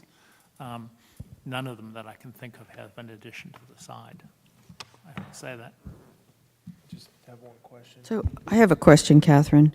The front steps that you're proposed, would they come down the center of the porch in the center bay or the side bay where the door is? No, they would come down, well, Lined up with the door. I got a little bit, I might have a little bit of a problem, but the front steps would come down in front of the door. The only problem I might have with that is I might have to get a variance because it might, it might infringe on the setback. Zoning has changed that ordinance in terms of being able to put steps on porches. I think that's correct, right? That is correct. Yes. So that likely won't be an issue. Likely will not. To the extent that they're not counted as part of the structure. Correct. If they're just the steps that go into the, And you're that was changed, what, about a year ago? About a year ago. Do you Yeah. have that, Chris? There's a little bit of give for the steps. Yeah. Depending on a certain width, but I can look that up actually in a second. But I had a question about the AC condenser. What's the plan for that? That's currently on the left side in the side yard. And then where's that going to go? It's in this, where it sits now is where the addition is going. So where's the AC condenser? The AC would go into the rear of the house adjacent to the new wooden screened-in porch. So it'll be in, I'm looking at 13 of 13. It looks like there's a lattice enclosure on the side. So I wasn't sure, I'm thinking of, you're talking about setbacks, Catherine. I was just thinking about where's that going to go in relation to the setbacks? And that's more of a zoning concern, but I wanted to just flush it out as we were talking Yeah, about it. I'm not really sure I understand I know that there's an AC unit over there that we're going to move, and that's going to go into the rear yard adjacent to the porch. So there's no zoning problem with that. I'm not saying there is. I was just wondering where it's That's not likely to give a setback situation, given the size of the lot. No, but I was just wondering where it's going to go. So it's going to go in, it's going to be relocated to the rear is the Yes. plan? Yes. Got it. Okay, that's all I need to know. Thank you. So there's one other issue, and that is there's a dashed indication at the southeast, no, that would be the northeast corner of putting a shower in. What's the configuration of that shower? What's it made of? What does it look like? It's not included in the elevations, it's just shown in the plan. I didn't show the shower because I didn't design the shower, and but to be honest with you, it was going to be just the minimal size that you need, which is 4x6, wood, cedar, not painted, and adjacent to the rear screened-in porch. So I have a question for you, Catherine. Since we now have 4 issues, would you be willing to revise this to a conceptual approval this evening with the 4 conditions and come back to us for final? Come back. Because the 4 issues are not insubstantial, right? They're put the front steps back, the reconfiguration of the east kitchen window, the shower configuration, location, and elevation, and the location of the condensing unit, whether it needs to be screened or not. And elevated. And what? And elevated, too. And elevated, yeah. And what? Elevated. Elevator? Elevated. Yeah, no Which it elevators. probably would be. Sure, I guess, I mean, we don't have any choice in the matter, right? Well, I mean- know that. So that's why we're discussing this. Oh, sorry. Just a moment, please. Sidebar. So what they're saying.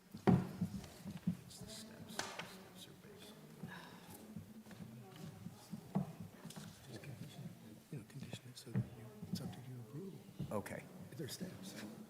Catherine, would this, and to your owners, would this have a significant implication on the schedule of your project if we were to delay this a month? Because we could work out an alternative if we needed to. Sure. You consult with your client. John, can I have a sidebar, too, while they're doing that? Picking up on Yogi's point, there's a huge porch here. And sometimes when we do an addition, we didn't want the walls to all line up, so we'd have a break between the. No, it's a good you know. point. So, if this if we just took some of that Actually, off. no, yeah, you don't have to go back a foot forward. Yeah. Because that'd be a foundation dimension. Yeah. Masonry dimension. Good Yeah, point. Okay.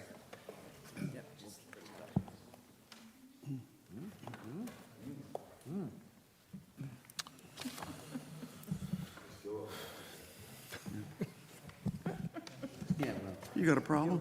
Hey, do you have a problem with that? Catherine spun around real quick.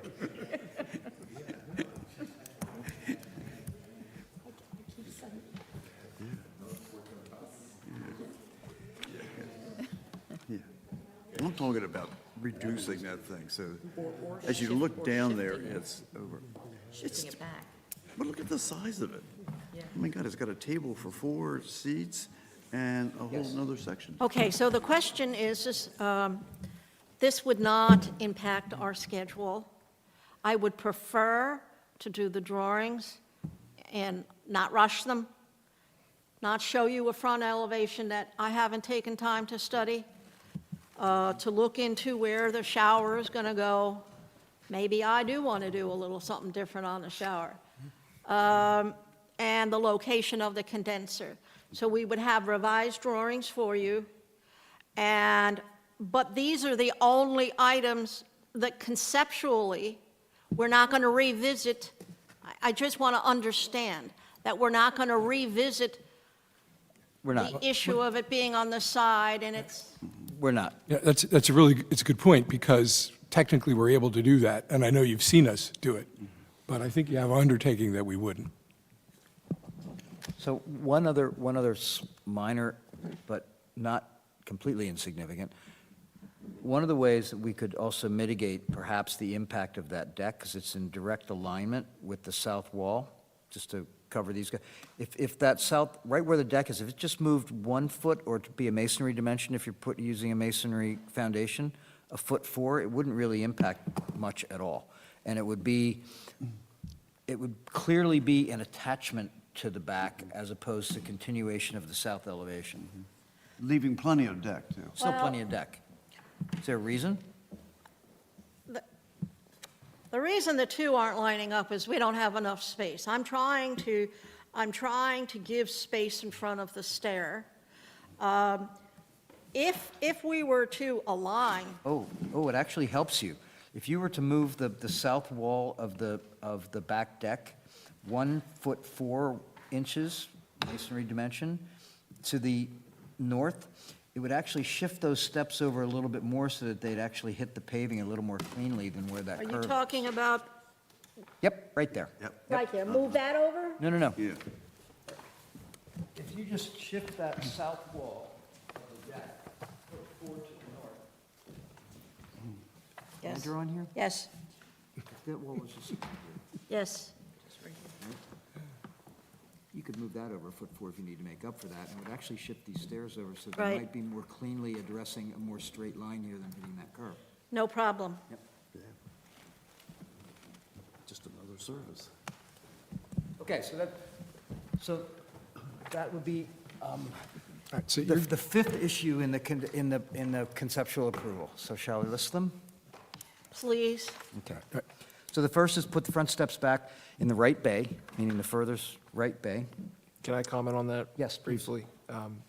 So, section 525-4, the definitions, changed 525, -4, it's the definitions. Definition probably of Zoning setback. code. okay. And building setback line was amended, master plan recommendation. And one of the things that changed was projections into the front yard setback by entry stairs and landing shall be permitted and limited to 5 feet, provided that the entry stair and landing is less than 10 feet wide, and the principal building is currently conforming to the current front yard building setback requirements of the zoning district, which that may present an issue for you guys, depending on where this sits, but perhaps you can deal with that by way of front yard averaging, which I know you're familiar with too in the city. They look at, I mean, we have done the averaging. Okay. We did that already in anticipation of other things. So I will have to, Well, the good news is that this is going to be treated as conceptual approval with the things that John has mentioned. If it does turn out that you have a problem, you're still only in the conceptual stage and you can go where you have to go. So, Catherine, I bring that up because one of the benefits we've talked about tonight is adding that front stair. And I talked about earlier, like plugging a hole here and creating another one over here with zoning. So it's just running it by, maybe something to run by Bruce in Yes. terms of your front yard averaging, and then this change to see if you can fit that stair in. And then that gives you a better picture coming back into here of what you want to include in the plan. yes. So that's it, just on that. Thank you. Yes, It's a tapestry. okay, but you did. All right, you so I'm didn't go going to the through five. all- Okay, all- so the five, You'll what get we're 'em. proposing is conceptual approval with the following 5 conditions to address. Front steps to the right, further right bay, reconfiguration of the east kitchen window, configuration of the shower, including its depiction in elevations, the location of the air conditioning condensing unit, and moving the back deck south wall slightly to the north to differentiate it from the existing south elevation. Yep, yep. Anything else, folks? No, and What about Kevin's concern that the, being a contributing factor with that, the concern that the house might lose that as a result of the left addition? if you believe that, you can vote no. Vote against it. What? If you believe that, Then vote against it. Okay, well, I was asking you. Yeah.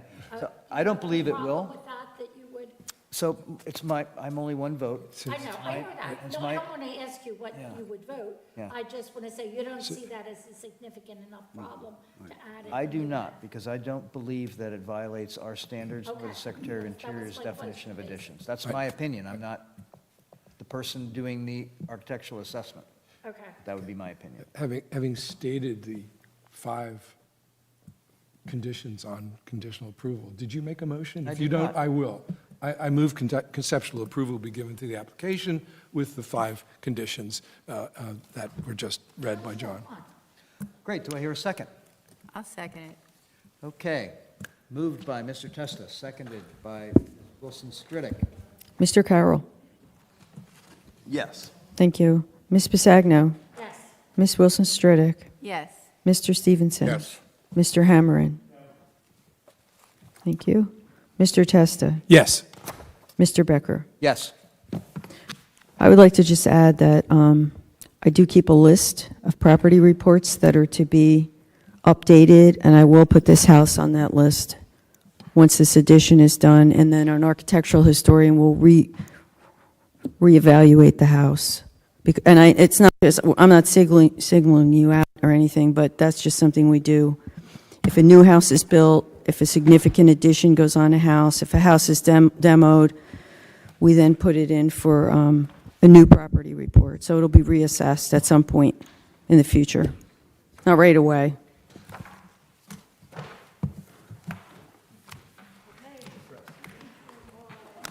Well, I know, they did it. What? we'll see you again shortly. What about this one? I guess they. No show, I guess. Yes, exactly.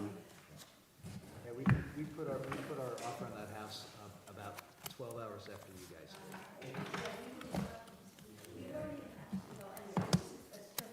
Well, congratulations. And I just want to assure you that the front yard, when I moved in here, permanently, it'll be landscaped so nice, so you wouldn't have to worry about that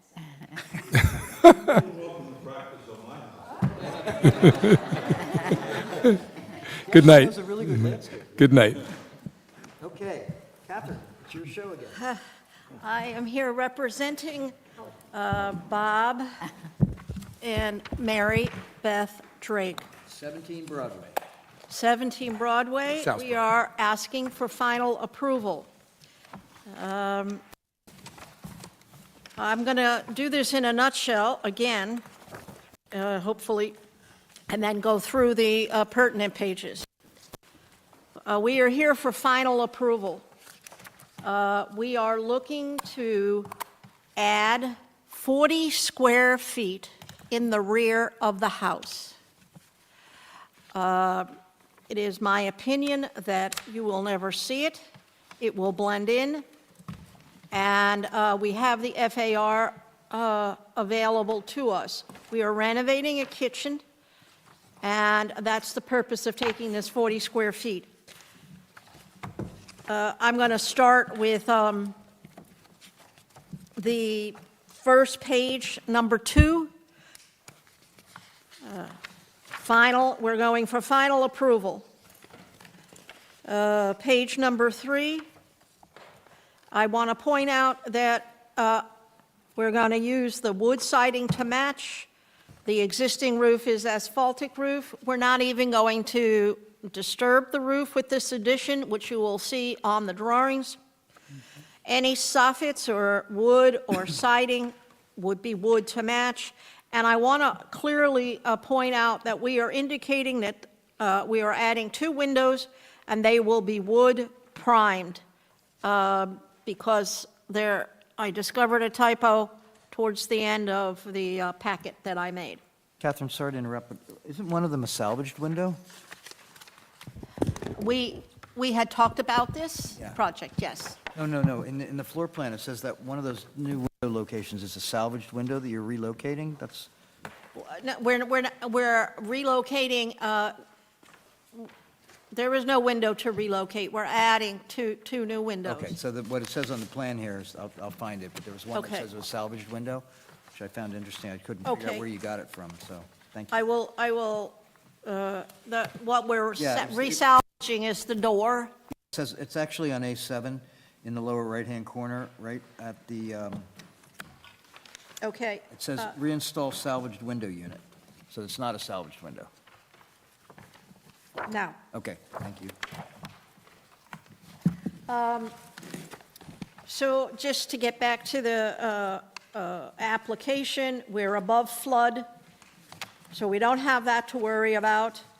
On 13 has a description of the building. It's a craftsman-style house, 2.5 stories. That would be on page 13. The page 15 indicates that this is a contributing building. Page 16 and 17, 16 shows you the front of the house and the right side of the house. 17 shows you the rear of the house. I want you to just sort of keep this picture in your mind because this is where we're adding the addition. If you look at the picture on the front of the rear of the house, we're adding on the left side of where the porch is. We're not changing anything else. The left view picture, nothing changes.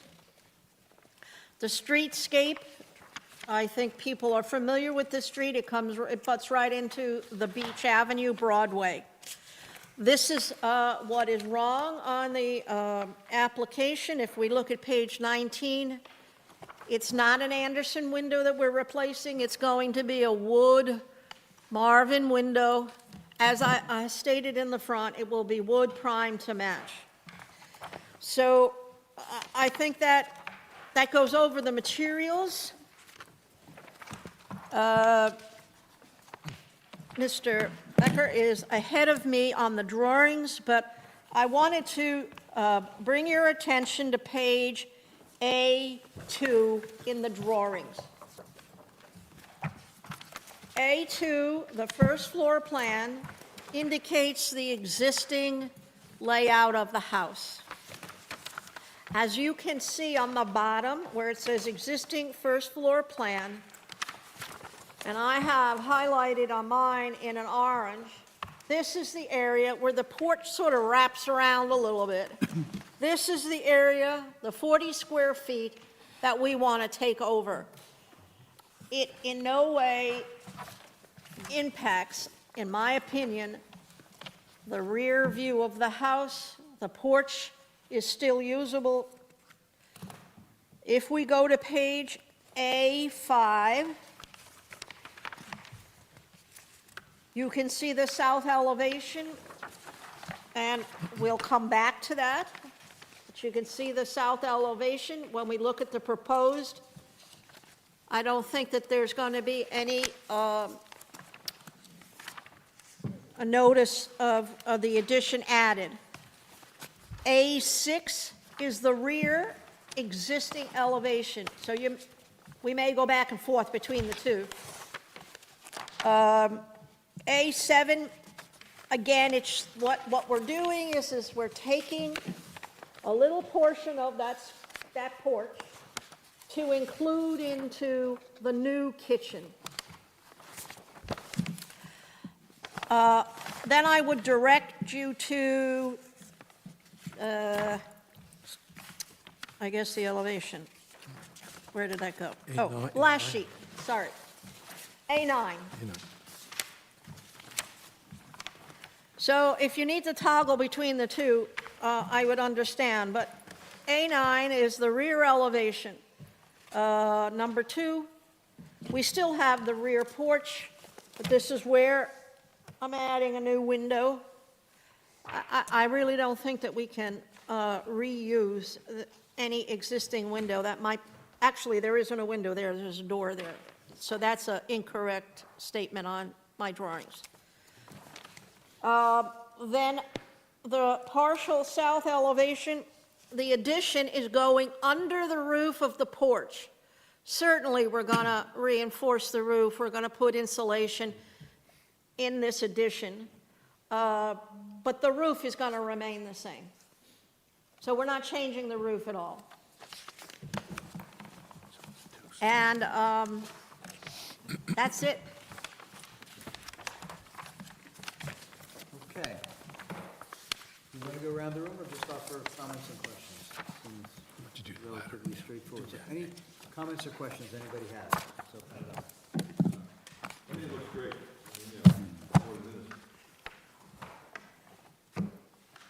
Everyone's tired? It's just that your work is so good. You got a problem with that, Catherine?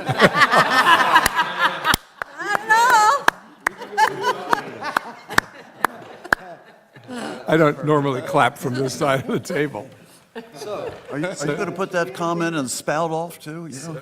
entertain a motion for approval of this as a final approval. Will someone else please make it? Moved by Mr. Hammond, I'll second. seconded by Ms. Wilson Stridick. Judy?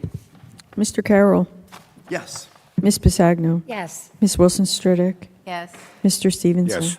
Mr. Hammerin. Mr. Testa. Yes. Mr. Becker. Yes. Thank you.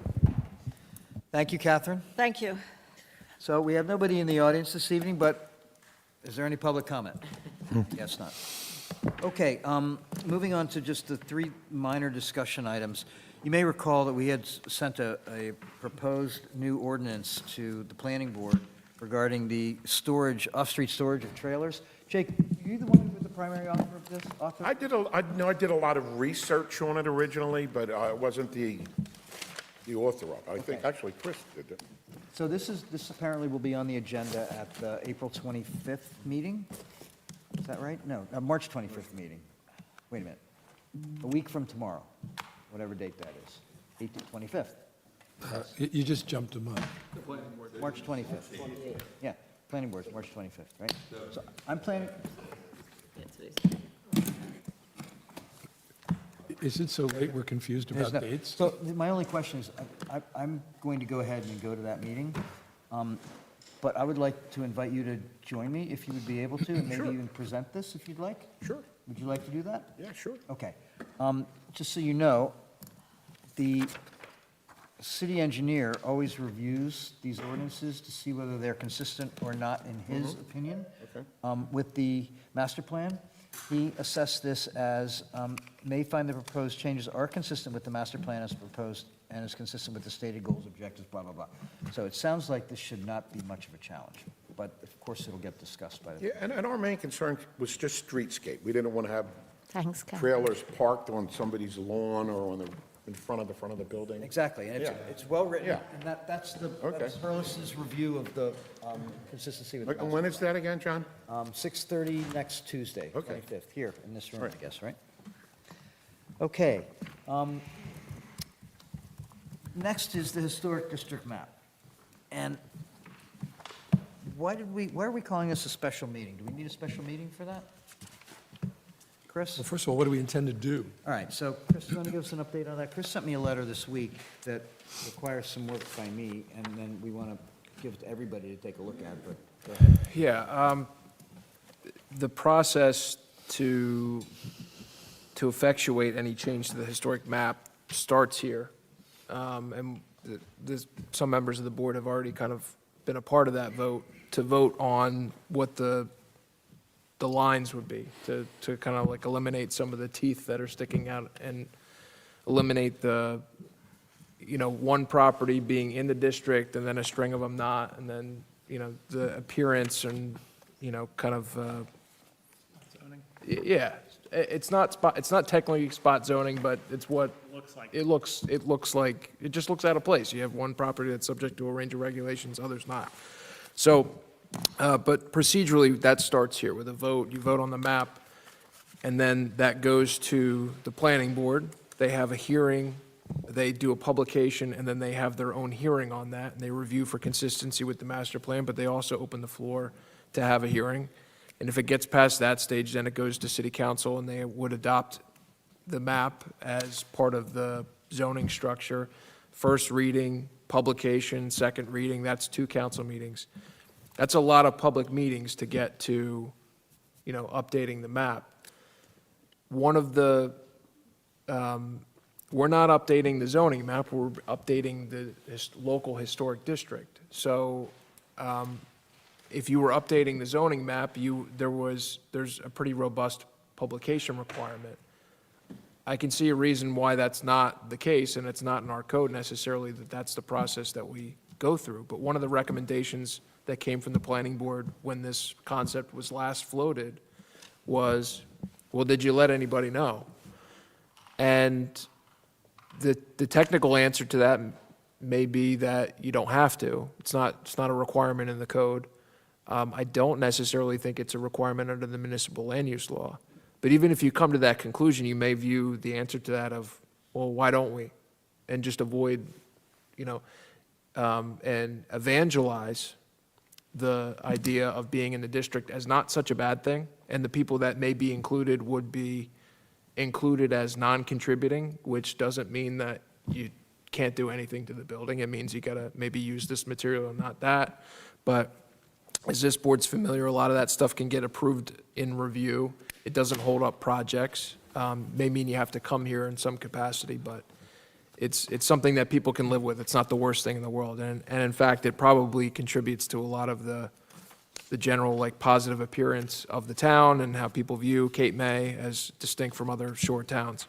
So even though you technically don't need to give that notice, you may view this as an opportunity to get out in front of that and, one, address the planning board's recommendation that that be done, and do it at the ground floor where the questions about what does this mean to be are best answered by this board, not other people that it's going up the line.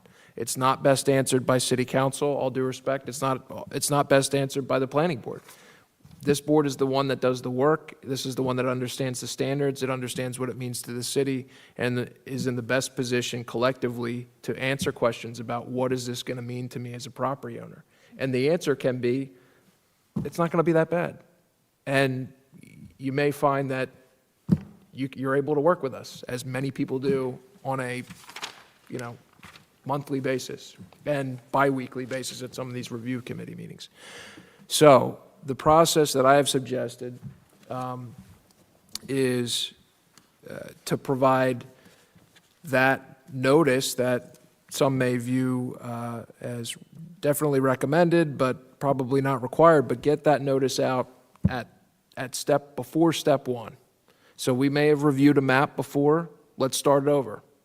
Let's set a meeting, a special meeting for review of that map, give the people that will be directly affected by that a direct notice of that, and invite them, not command them, invite them to come to that meeting and have their questions answered. And the notice, I suggested, include the entire process to show them that if you have questions at this stage, this is the best spot to come, come see what the map is, ask your questions, but understand that there's a step-by-step process in public at multiple meetings, and if you have questions or comments, or if you miss a meeting, there's going to be opportunities to be a part of that process, and to put that out front so that people understand that, and they understand what it takes. It's not just going to get passed here and be effective. We have to go through this process.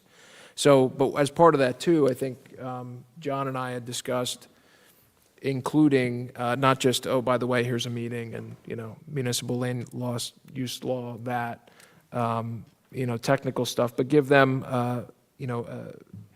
as best we can, a summary of what that may mean on boots on the ground. What does it mean to be part of the HPC as a property owner? Yeah, so Chris did a really nice job here outlining this process as the first half of the letter. This is what's being proposed as the process. Second half of the letter is basically to all the affected parties, how does this affect you? And Look, I mean, none of the properties are contributing parties, so it doesn't affect them a lot.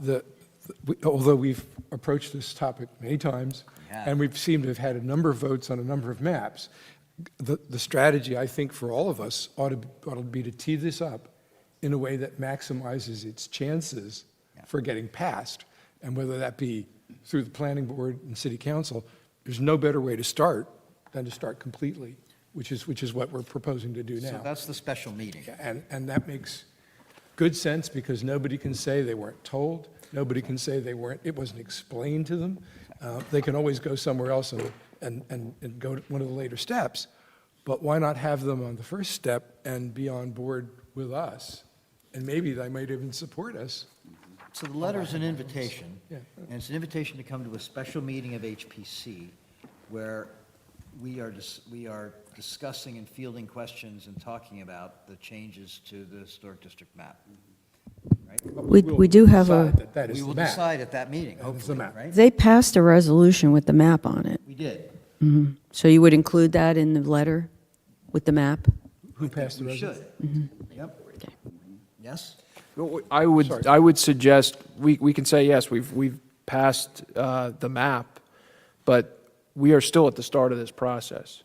This is the currently, how would you word that? This is the currently recommended map from HPC, because we're the only ones that voted on it, right?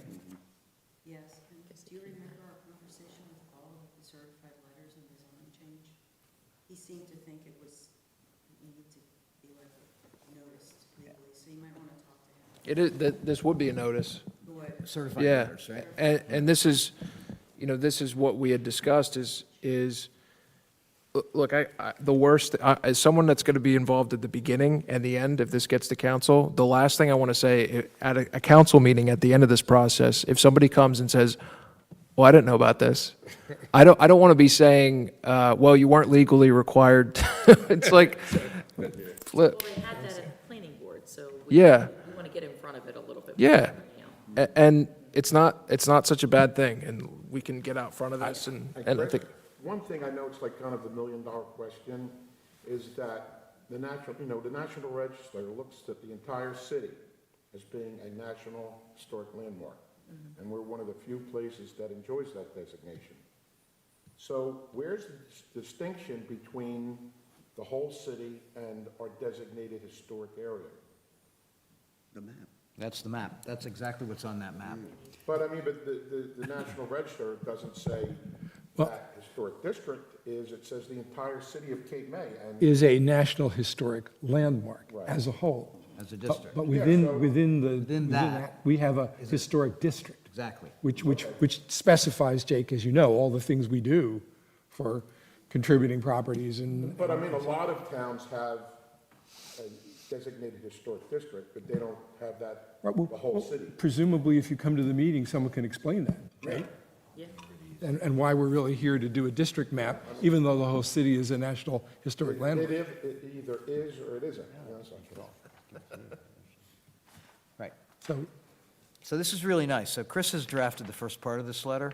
So this is basically what, and then the next part that I'll be doing is why, and then lastly, how will it affect you? Right?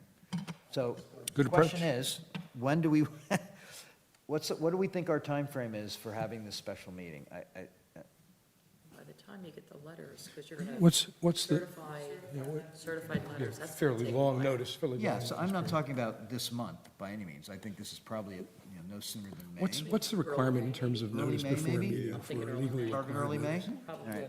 10? What, I mean, 10 days notice? for this, we would want to give at least 10 days. Oh, yeah, a lot more, I think. Yeah, I would want to give more, actually, but It'd be great if we could give 30 days. I wouldn't do no less than 10, but yeah, 30 is great, too. I would do 30. All right, so guys, So we could be talking May. yeah, so so this would be all of us. It would be a special meeting. Mm-hmm. And could it happen, does it have to be a separate time frame from this meeting? Could it happen before? Yeah, people I would- want to attend, right? I would suggest that it not be our regular meeting. Okay. Don't even try to tether it to that, because 5 people could show up, or the whole neighborhood could. Okay. I think also if we make it a special meeting, it attaches the importance that we wanted to have. So would Tuesday evening generally be good for folks if we start thinking about dates? Well, for some people it would. Council meetings? Oh, Monday, I'm sorry, Monday. Sorry. Monday? Mondays are our days, so. Yeah. So I'm thinking maybe early to mid-May-ish, like right before Memorial Day. Let's see if we can get this pumped out. Or strategically that a mistake? We should wait until people are in town.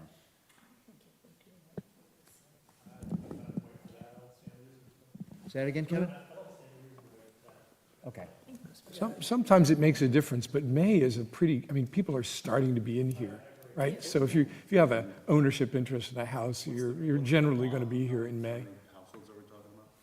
So why don't we target mid-May? Let's say the second, our meetings are usually the second Tuesday. 12th would Our be, meeting is the right in the middle. 19th.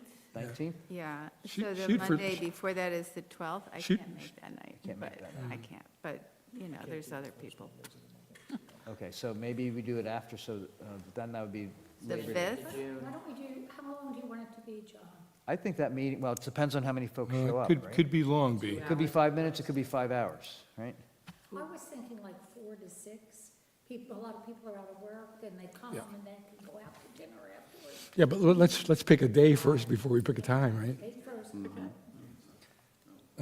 So are you traveling? I don't think that's enough time to get the letters out May 5th is pretty tight. Not Pretty- traveling. for me. That's I'm if I part-time. have a Commitment that night, I can't change. Yeah. So what about, you Is it said the We sent 19th? like 86 of them, something like that? The 19th was bad? The 19th is our So you're meeting. looking That's at our June. meeting. You're looking at June So, then, John. we do sorry? You're two looking at meetings. June, because the 26th is Memorial Day. All right, let's look at June. Yeah. Maybe the first Monday in June? The 2nd, That's June 2nd? June 2nd. Gives, All right, so we also have to ask the clerk's office if the room's available. so Yeah. Agendas by committee. Well, how June about, 9th? We could do the 9th? Because then our meeting would be the 16th. Yeah, it would be really nice if we could do this before our meeting that month, right? Because then we can act on it at That's that. what I'm thinking. yeah, that's good. So the want to 9th. target The June 9th 9th? is the best thing I've heard so Okay. far. There we go. Yeah, well, I get stuff. Okay, So so that means, Judy, you and I can talk about when you need the letter from Chris and I to be able to make all that happen. June 9th? and get the certified letters out. Some of us would like to see that. Well, I know, they- hold on a second. it's the week before our meeting, so Yep. get it done and. And then we'll get the draft, it has to be advertised. Letters have to go out. Okay. 80-some, I think it's like 86. 86. So, John, are we doing June 9th?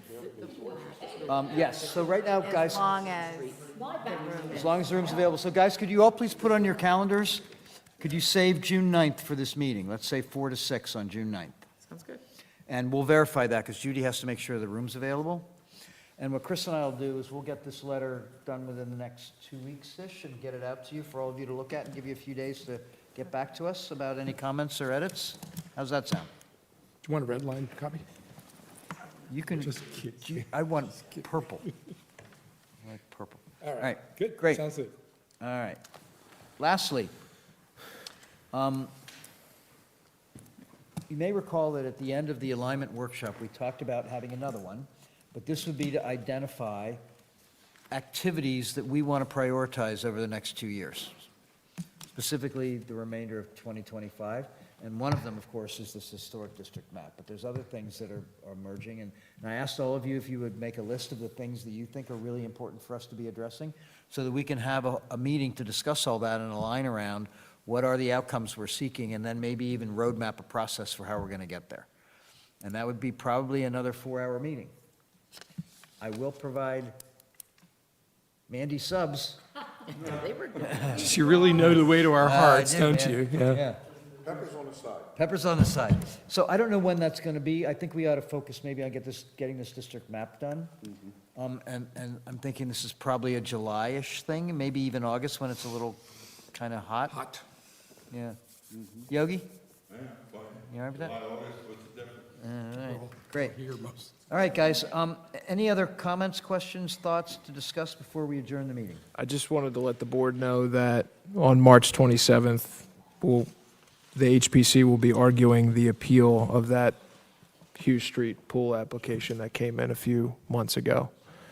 So there's no testimony or anything like that, but the applicant did end up appealing. So I'll be arguing that on behalf of the HPC before the zoning board in this room, March 27th.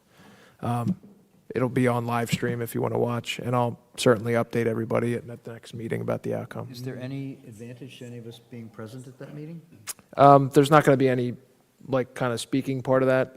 Okay. But certainly, if you're interested and want to monitor it, you're more than welcome to come. I'm sorry, you said it was 27th? March 27th. Zoning board? Yeah. It's, Kevin, I think they meet at, I think it's at 7. Let me, March 27th, right? yeah, I don't want to give you the wrong time.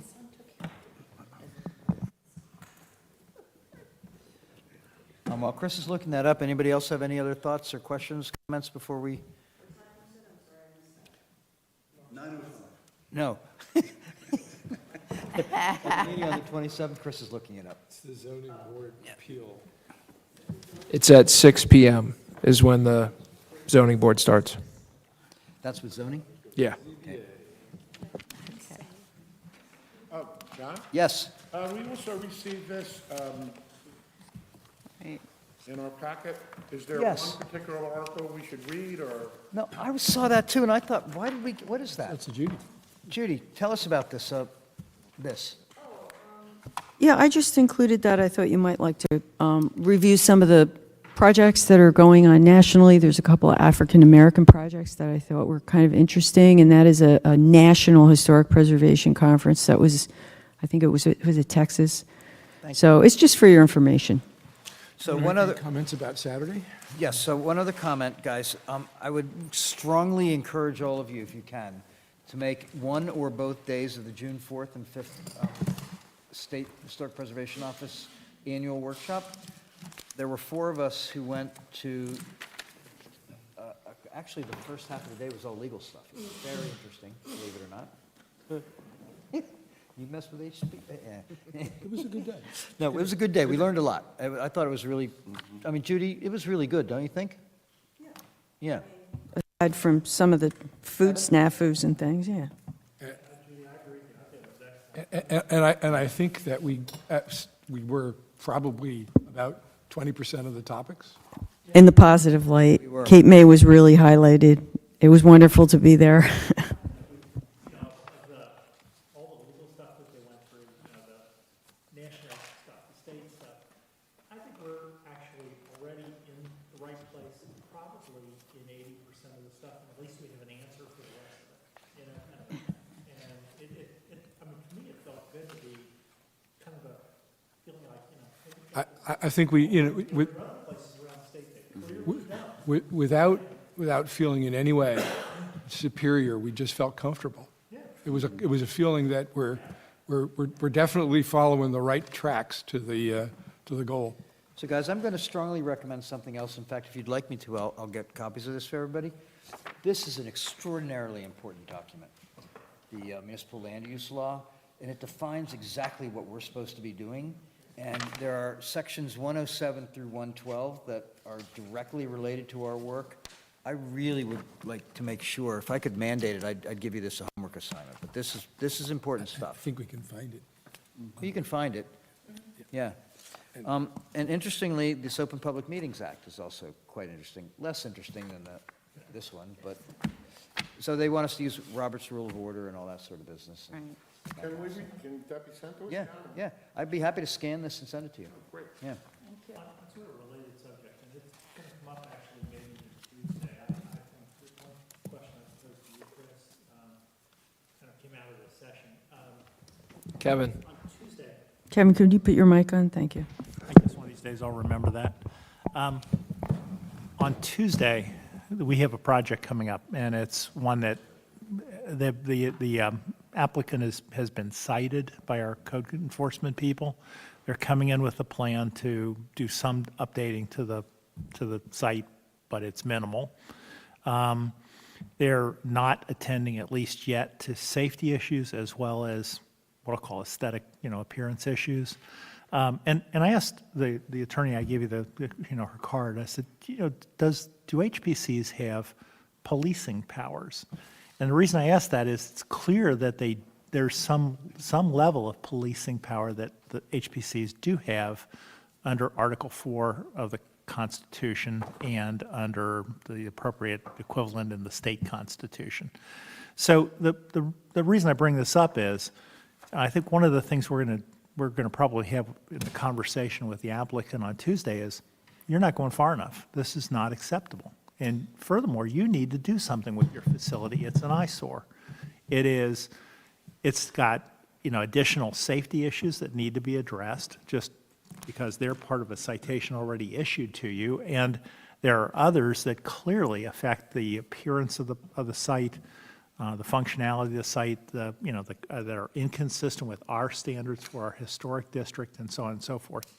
And, I want to hear your plan for doing this, kind of a thing. And I guess I believe so I asked her, do we have that kind of authority to bring this kind of a matter up and force an answer, if you will. And she said, if you'd have asked me that a decade ago, I'd have said no. Today, I'd have said yes. And the reason is that it's become clear through case law and through other things that, yes, you do have the ability to go in and require somebody to bring a place up to a better standard of appearance. And I think that's important to understand and know that. First of all, if you agree with that, it's very important that you agree with that or not, because in turn, then, it's important that City Council understand and know that. And I don't think this group wants to trigger off a fight necessarily, but I think it's important that we take a look at some of the places that, that are on that quality of life task force, for instance, and some other things, and play a role in really encouraging, requiring the individual to get in the game. Kevin, are you saying that this is an application coming in? It has not been filed yet. This is an application. It's already filed. It's filed. It's on our calendar. And for now to Tuesday. be seen by the review committee. Yeah, and it doesn't go anywhere near far enough to cleaning up that property. Yeah, For the record, it's the Beach Theater property. Oh, well, without getting into a particular property, I will say that there's definitely some statutory provisions, particularly in New Jersey, that support local ordinance provisions for deteriorating properties and giving a broad range of powers, things like going in and fixing it yourself if you need to. But there's all sorts of notice provisions as part of that. But the HPC construction and zoning, like those, I see those from a municipal standpoint as part of the same fabric. I agree. But leaving the enforcement to the, making those decisions, what's appropriate, what's not, and then, but we took the step of having a HPC compliance officer specific for that those types of issues. There's all sorts of things you can do.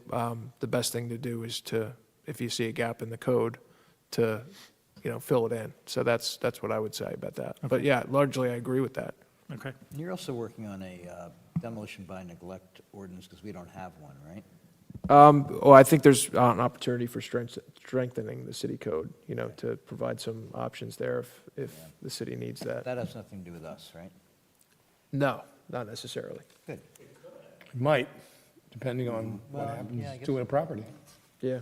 Yeah, okay. Good. All right, any other comments, folks? Warren Copeland said in a list of 7 properties, I think it was, before he left, that he thought fell into that category. Yeah. That, and I know from code enforcement that I'm dealing with on things like being the harbor master, there's an awful lot of steps you got to go through before you can do much of anything. And that's what the code enforcement's running into, and that's what we'd run into there, but you got to start. Yeah, great. I think actually Yeah. that's an excellent Going once, Do going twice. it. Meeting adjourned. Do we have a motion? Somebody make a motion. Mark 4 Second. production. You can say I moved to adjourn.